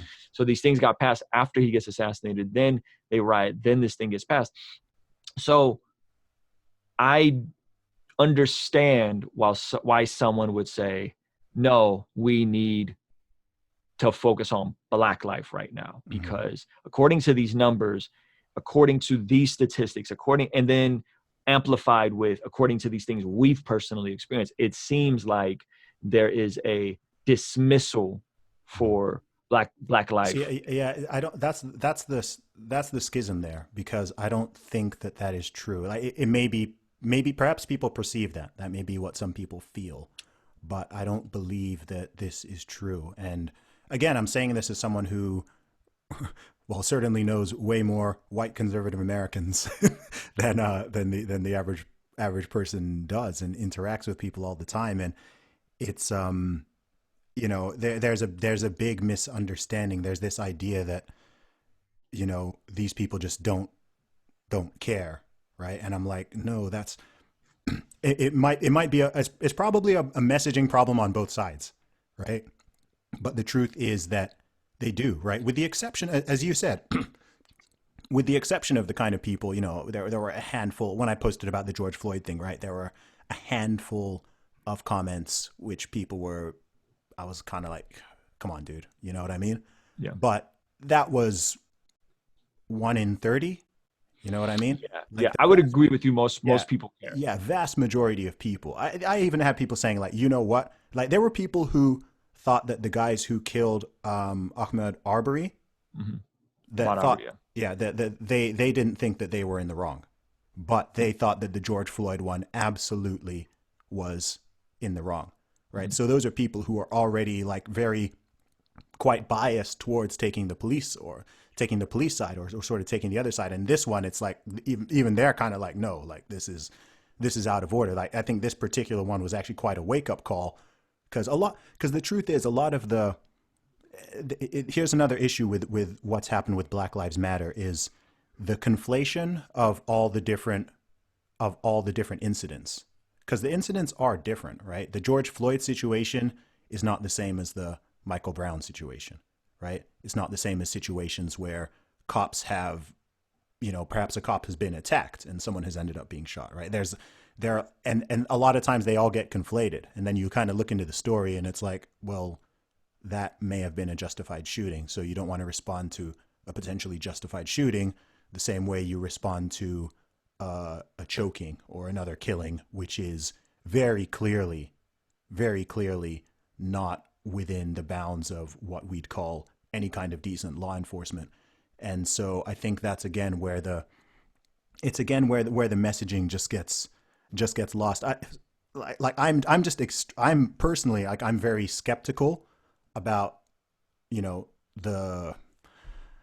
the Black Lives Matter movement, because it's so the political angle to it, the fact that it always pops up in election years and then they go quiet, and then there are just so many factors behind it, right? And I'm not talking about the people who are not, like the general public who just kind of want to get out and they believe in the cause and they want to protest, etc. Like I'm not even talking about that. It's just there's another angle to it, and there's something sort of behind it, which I find very insidious. And so because of that, even myself, even as a Black man, it is hard for me to just be like, yeah, Black Lives Matter, because I have a lot of skepticism around the whole thing and around the organization. Yeah, the organization and what the agenda is. You know what I mean? Like what is the agenda? Why don't they want to talk about? There are certain things they could also talk about, and it's like, well, why don't they talk about that? The movement is called Black Lives Matter. It's not called Black Lives Matter when they're killed by a white police officer. So again, I am like, well, I know in your video, you suggested certain things are not helpful, but at the same time, if I'm like, okay, Black Lives Matter, so why are we looking at the 0.1 situation? Like, why can't we talk about the other 99%, right? Why can't we talk about all the other things that are killing Black people? Because there's a lot of stuff there. Yeah. So I think we can. I think we can. Yeah. And I think we do. Maybe they don't, but I think a lot of people do. Yeah.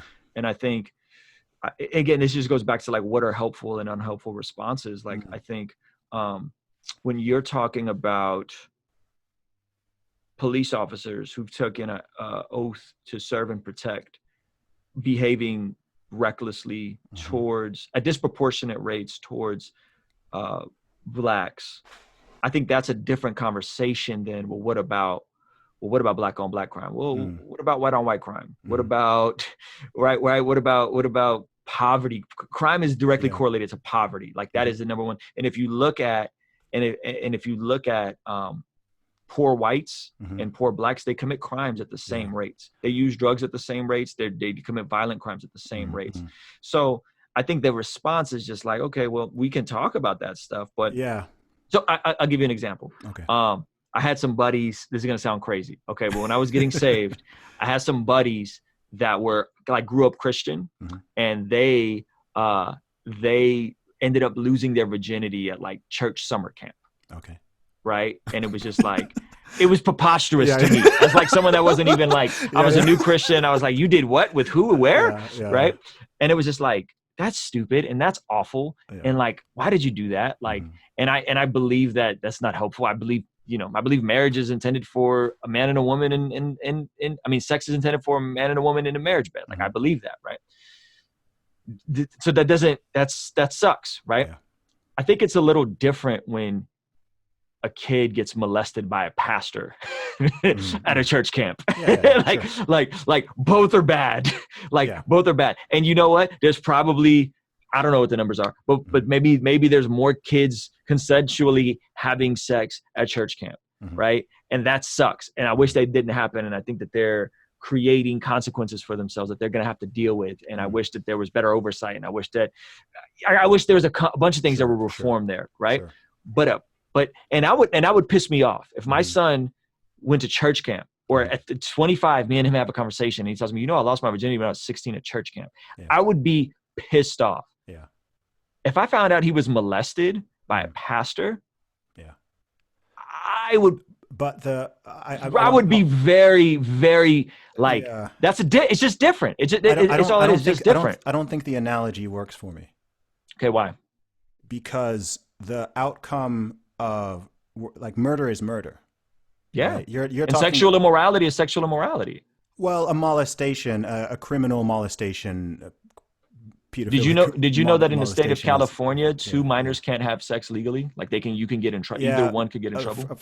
I mean, I don't know the specific laws in California, but two 15-year-olds consensually having sex with each other. I think we do know that's a big difference between a predatory adult molesting a child. So my point with the police thing.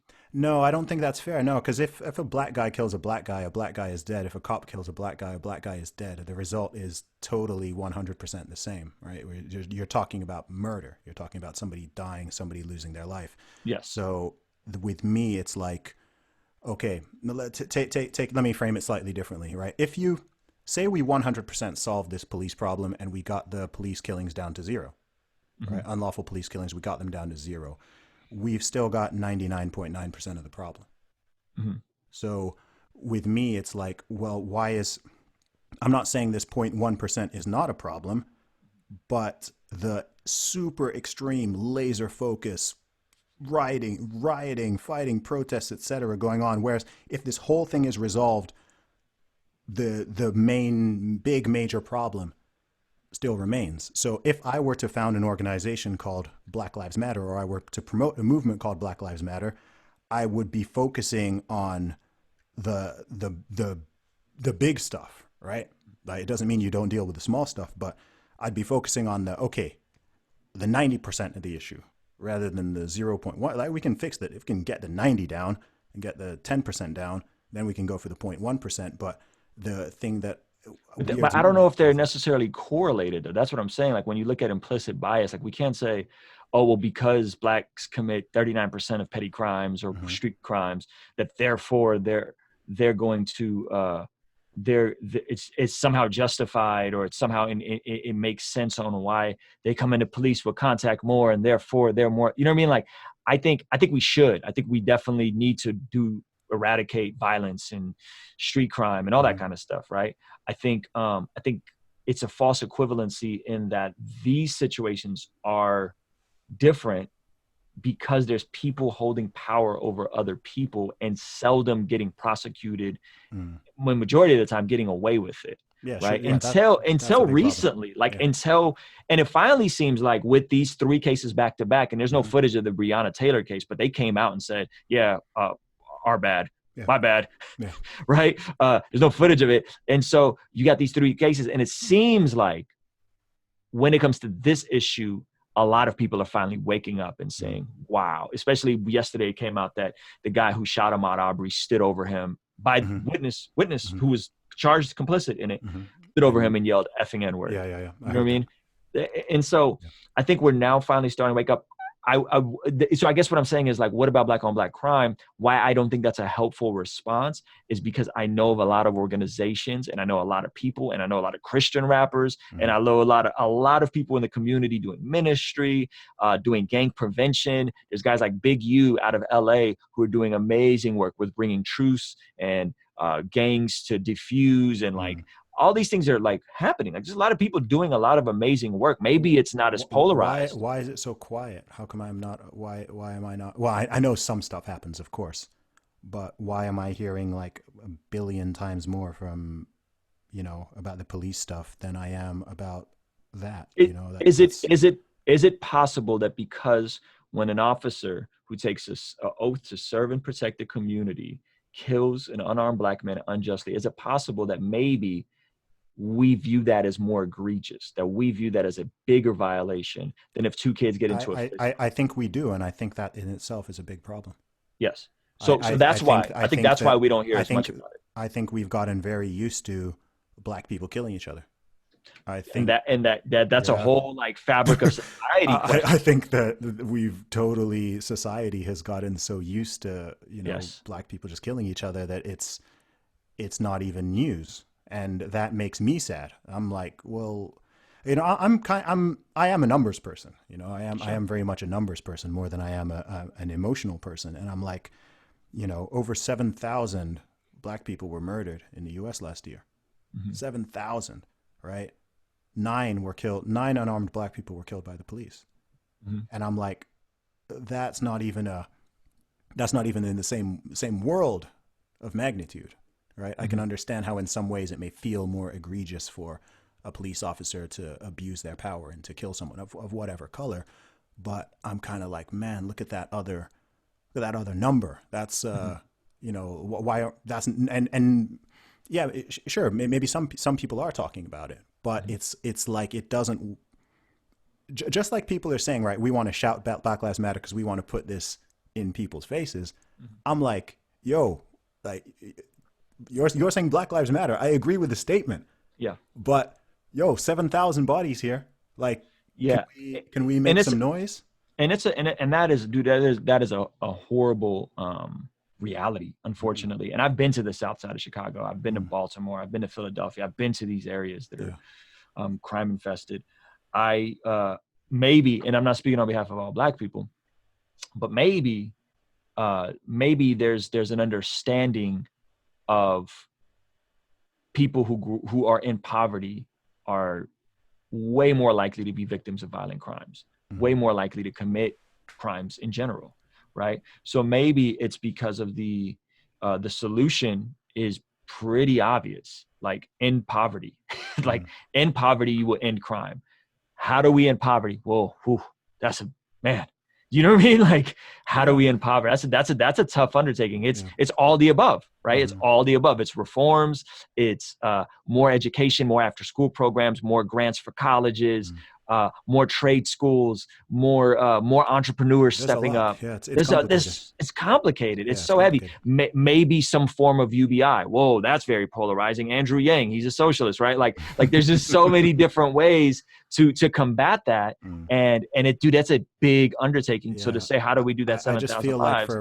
I do feel that for a lot of politically correct reasons, people do really tiptoe around that. Or do you think, let me ask you, let me push back. Do you think it's because we know what the root of the issue is, which is a lot of people, you don't think people know that it's directly correlated to poverty and not black people just being savages and violent? There are a lot of factors, right? And that's why you'd even get a lot of answers. If you ask people that question, like, what is the problem there? You're going to get 100 different answers. And I don't feel like, I think it's extremely uncomfortable for people to talk about it. And I think it's uncomfortable regardless of who they are, right? As a black person, as a black male, right? As someone who's in that demographic, even if you're talking about the UK, the statistics are not as wild as they are in the US, but even in the UK, I don't like to look at the statistics. Do you know what I mean? Like they're not pleasant. They're not no, nice. It's like, I'm like, this is not a good look, especially as someone inside that demographic, but also for someone who's outside that demographic, right? Like the white guy who brings it up, what are they going to call him, right? They're going to say, hey, like, you're being racist, or, they'll want to call that person names, etc. And, to use your words, I don't think that's helpful, because if you want to actually, if you legitimately wanted to get to the root of this problem, whether it's shootings in Chicago or Baltimore, or it's stabbings in London or Birmingham, right? People have to be willing to be uncomfortable. Right. You can't coddle everybody. You can't just let people scream the word. You can't let people just scream the word racist at everyone and it ends the conversation. It's like, look, if you do want to stop these young men in particular dying, then we need to have this conversation. It can't just be PC all the time. It has to be, you have to look at the different factors. Poverty. You do have to look at culture. There's a lot of stuff you have to look at. You have to look at fatherlessness. I think that's a big one, right? There's so much stuff you need to look at, but it's like all of these things make people really, really uncomfortable. I guess I say it's unhelpful because I do see it as a deflection. I do see it as we're talking about this. Yeah, we need to talk about this, and we can talk about it, right? I have no problems talking about it, but this is what we're talking about, again, because it seems more egregious, because it seems more awful. And so why I would say unhelpful is I just feel like it's a deflection, and it's an issue that I personally know a lot of people doing good work on it. Actively, guys doing prison ministry, guys doing after school programs. I know multiple people running after school programs. I know multiple black not police officers, probation officers, people that are the probation officers before they have to have a probation officer, right? Like, I just know a lot of people doing work to prevent crime. I don't know how much work there is to prevent poverty. Right. I know a lot of people doing a lot to prevent Black fatherlessness. Again, my best friend is a Black father. No, that's awesome. That's awesome. He's on a freaking Dove ad in every single CVS, right? And like he's his entire channel and platform exists to highlight and celebrate Black fatherlessness. I love that, man. Like I love that. That's what I think really, man. If I were seeing like a lot more of that, then maybe. I mean, there's a lot of YouTube Black fathers out there. Like once you get into that ecosystem, you discover like, oh gosh, there's like a couple dozen of you guys out here. There's a couple dozen families. There's blended families and these kind of, and all kinds of, right. There's a lot of different people out there. And so I guess what I'm saying is, I know people that are doing great work. The issue to me, and maybe this is me more of, I guess, my trying to simplify it, right? The issue to me is poverty. Like the issue to me is whether it's fatherlessness in the white community or fatherlessness in the Black community. When we look at poverty, that's where we see the numbers of fatherless go through. It's not like white fathers are holding it down and Black fathers are these deplorable, horrible people. No, that's not it at all. Black fatherlessness, white fatherlessness, same ratio. White murder, Black murder, same ratio when you adjust for poverty, right? So the question to me is then, well, how do we fix poverty? Then that becomes my job. But what I'm doing, I'm going to empower people to become financially literate. I'm going to teach people how not to take out loans to start their businesses, how to set up a pre-order to launch your t-shirt, how to have, you want to be a musician? Sweet. You need to sell something else. Zuby's a musician, but you know what he sells? He has a book, and there's a higher margin on that book than on that freaking Spotify stream, right? So that's my contribution to how do I eliminate poverty? And then I'm going to do it in a way where I can hire my Black niece who grew up in the foster care system. I could hire my Black friend who just got out of prison for doing 10 years because of an offense where everybody snitched on him and he didn't, he wasn't the mastermind, but that's what happened, right? He took the fall for something and did 10 years in the feds. Like, I'm going to create economic opportunity for the people in my life and then empower other people to do the same so that we get, like, I got a buddy of mine, he's buying up the block in Memphis. Like, he owns his home. He bought the lot next to him. He's about to buy the lot next to him, right? And all that's going to create economic opportunity, not just for Black people, for people. For everybody, yeah, man. Right, for everybody. And so I think to me, when I'm talking about solutions, that is my contribution. Like, I want all of us to be statistical outliers. I don't want, if the divorce rate is 50%, man, I want you to be that 10% that has the dopest marriage, and you and your wife are best friends, and you're going on hikes and watching and doing all the, the fun stuff you get to. Like, I want to have the best relationship with my son. Like, I want people to be statistical anomalies. That is personal responsibility. Absolutely, bro. But I can't get to that conversation with a lot of people until I acknowledge the things they have to overcome in their trauma. You know what I mean? If it just goes back to, bro, you got to step up, bro. Got to step up, be responsible, stop being a victim. It's a great way to get people to shut down. The truth is, we need both sides, man. Yeah. This is what people miss in general. You do need both sides. If people are just getting one of them and none of the other whatsoever, then that might be a problem, Yeah. And that's my, bro, just so you know, that's why I'm here. And I love pressing into conversations like this with you, even though we might disagree on particulars. And that's why I'm DMing with Sean King, and I'm trying to better understand his paradigm. And I'm trying, you know what I mean? Like I want to understand the different polar, at least on the surface. We would look and we say, whoa, Candace Owens is all the way over here and Sean King's all the way over here. And he's facing stuff that isn't always accurate about police, and Candace Owens just seems crazy, right? Could we talk? Can we have conversations? You know what I mean? Like, because I think, and I don't mean to speak on behalf of anybody, but I think if you were to share, man, we have to be, we have to be responsible. We have to make better choices. I don't think anybody, I don't think Sean King or anybody on the far left, right, would be like, nah, man, make crappy choices. Yeah. You know what I mean? Like, I just don't think that they see that as pragmatic. I think the pragmatic solution is, yeah, man, we got to move forward and we got to be better. Like everybody has to be better. Right.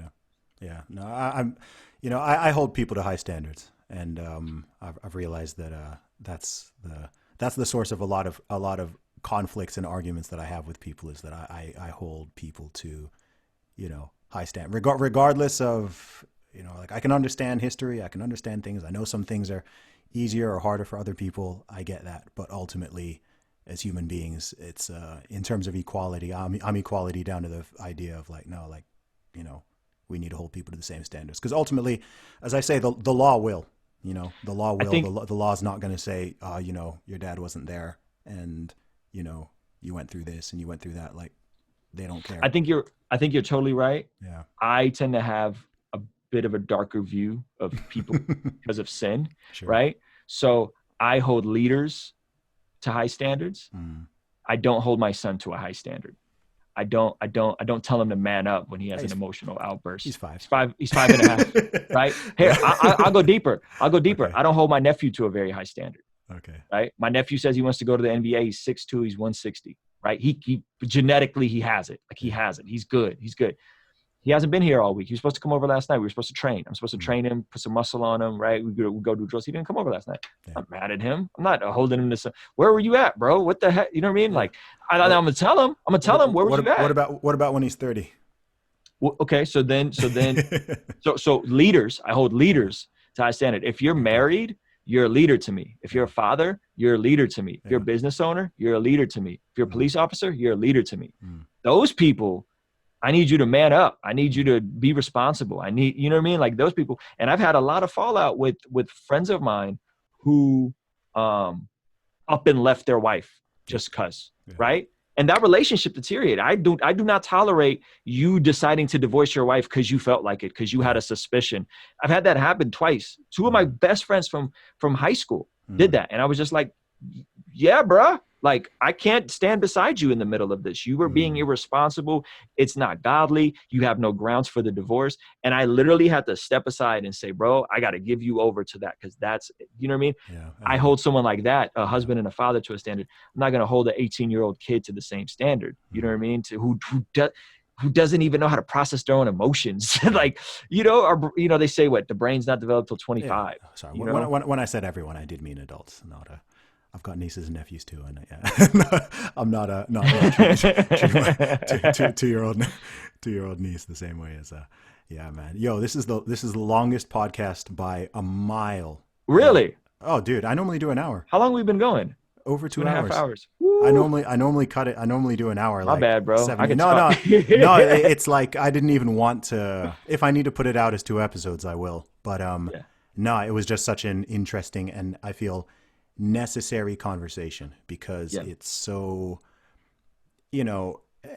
I think both of us are decent at speaking to both people on both sides of the argument. And a big problem, as I said, is that people get entrenched. So you get a lot of people, they can call themselves liberals or, progressives, or I think they're all different things, but, they refuse to speak to anybody who would even dream of wearing a MAGA hat, right? They won't speak to anybody who voted Trump. They won't speak to anybody who calls themselves conservative. So they're just in that echo chamber.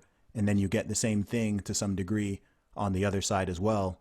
And I think we both do a good job of not doing that. And, and I've received a lot of criticism. I've received criticism for not like outright rejecting, because there was a certain time on social media where I can't remember the post I had. I had a post go viral, which brought tons of like MAGA people over to my Twitter, right? And there was like this watershed moment and I had people sort of like criticizing, like, hey, like, how come why aren't you rejecting these people?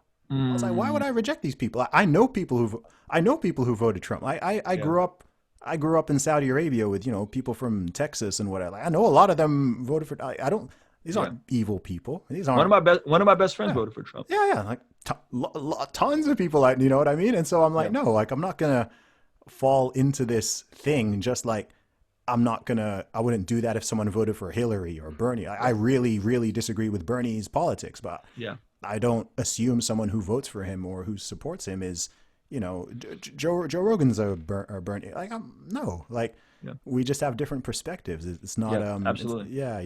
I think what I love about what you do is that you're able to have just a different paradigm than like the typical person, you know what I mean? And I think that's helpful. Yeah. I guess my heart is that a lot like, I don't know how much you've kept up with Gary Vee, but a lot like Gary Vee, giving people actionable steps on what they can do to become successful.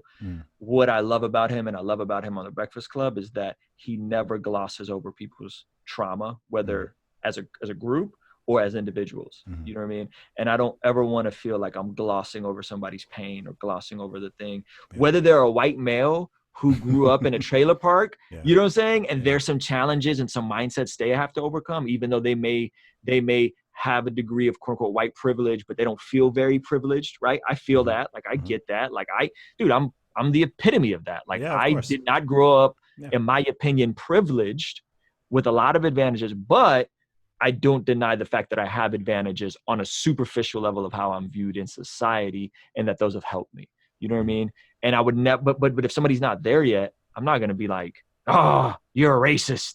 You know what I'm saying? Like, I'm not going to say that. No, because here's where I think me and you would agree. Yeah. I think the majority of people's intent is good. Yeah, I agree. Definitely. We just are lost in words, and everybody wants to speak before they want to listen. And if we were just to give each other the benefit of doubt and hear each other out, and like, no, like right now, this is my feeling. It's Black people's time to speak. Let them speak. Let them talk. Let them get it out. This is a time for us to learn, and for me to translate to my white friends, because they're not. Sometimes my Black friends get dismissed as the angry Black guy. You know what I'm saying? Or literally, my Black friends right now are overwhelmed because all their white friends are texting them all these questions and apologizing, and they're just like, bro, like, I got like 80 white people, and I just realized I'm Black friend. You know what I'm saying? And so I'm staying in the middle, and I'm like, yo, send them my way. Like, I'll talk to them. You guys this is too much. Like, this is too much for them. Send them. And I'm literally telling like my fellow Christian rapper friends, everybody, like, just send them my way. I got a video, and I'm willing to talk to anybody who has follow-up questions face to face. We're not going to go back and forth over text, and we're not going to go further over comment section. I'm deleting that, and dude, just hit me up. And again, I'm hopeful, because when I speak to people, the intent is 100%, not 100%, majority of the time, super positive, super like, how do we fix it? You know what I mean? And it's like, hey, let's just listen, like, go and listen to these people and hear them. And I'm not saying I'm an endorser of Black Lives Matter, the organization, or everything Sean King says, or anything. Like, I don't know. They're funding the police. Like, what the heck? I don't even know what that looks like. I don't know. But let's hear them. Let's hear them. Let's love them well. And then let's create economic opportunity and do our part and be responsible and all that kind of stuff. So I think it's an and both. I feel like conservatives have such amazing values to add to the world, let alone just Black people, but to the world, that when they gloss over the trauma, it invalidates their perspective. That's an interesting thing to say. I just don't want that to happen. So like my buddy, like you coming out and saying, no, this was murder. Like, I think that's like an acknowledgement. My buddy Lavoisier with Grow the Heck Up. You guys should connect, by the way. Super dope. Yeah, we follow each other. Okay, dope. So you know who he is.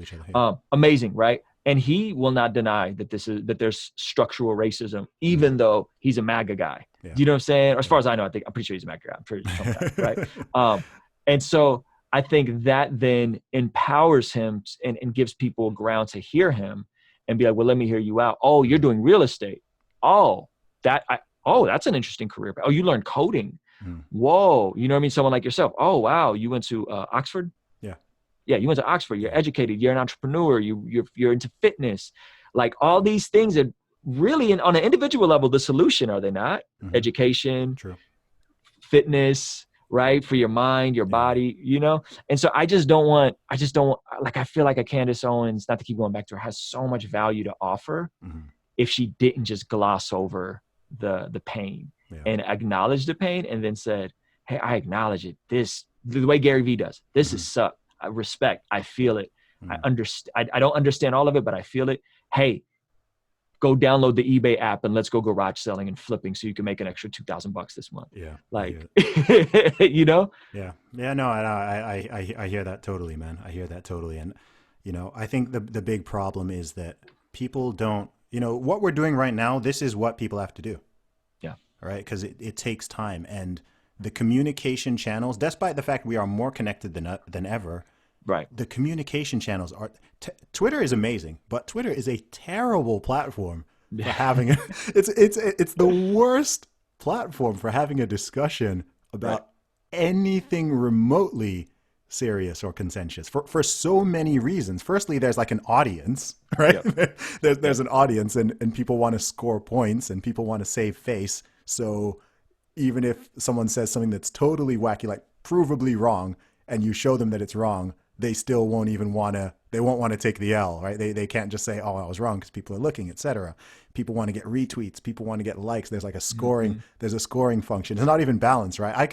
I have a ton of followers, so I could say some like wacky, crazy, infactual thing and it'll get tons of likes and retweets just because I'm saying it, right? It could be completely wrong. And so the whole thing is just messed up and it takes time. You know, you need to look someone in the face. You need to be able to hear their voice. You need to be able to talk, etc. I may say something on Twitter and someone interprets it this one way. And I'm like, no, I didn't, you know, sometimes I make a joke, like, which I think is a very obvious joke. And someone gets like all offended or whatever. I was like, dude, I was literally like laughing to myself as I typed this, like this was a joke, you know? And I think that's the problem because it takes time, it takes effort, and it takes willingness for people to actually want to do it. That's why I think people really need to get out of the idea of, you know, everyone who doesn't think like me or vote like me is evil and racist and a fascist, etc. I think that is so incredibly dangerous in terms of polarizing people, because it's like, no, actually the people who think that, like the person who thinks that everyone who votes for Trump is racist, that is the person who needs to actually talk to a MAGA guy. You know, like you need you need to speak to these people, because you can't just for years and years on end block dozens of millions of people in your own country, like completely disassociate with them, and then vice versa. Because I'm like, where does that lead to? That's certainly not understanding, certainly not love, certainly not empathy, right? You're gonna have to, either you're gonna end up fighting violently, or you're gonna have to just like segregate. You know, maybe you might just need to split the USA into two countries. And I saw you said that. Yeah, you know, and it's like, well, that's where you're gonna end up eventually, if you don't just agree to disagree and act like adults and say, okay, you know what? I disagree with you, but I don't think you're a fascist. You know, that would be a good start. that would be a good start.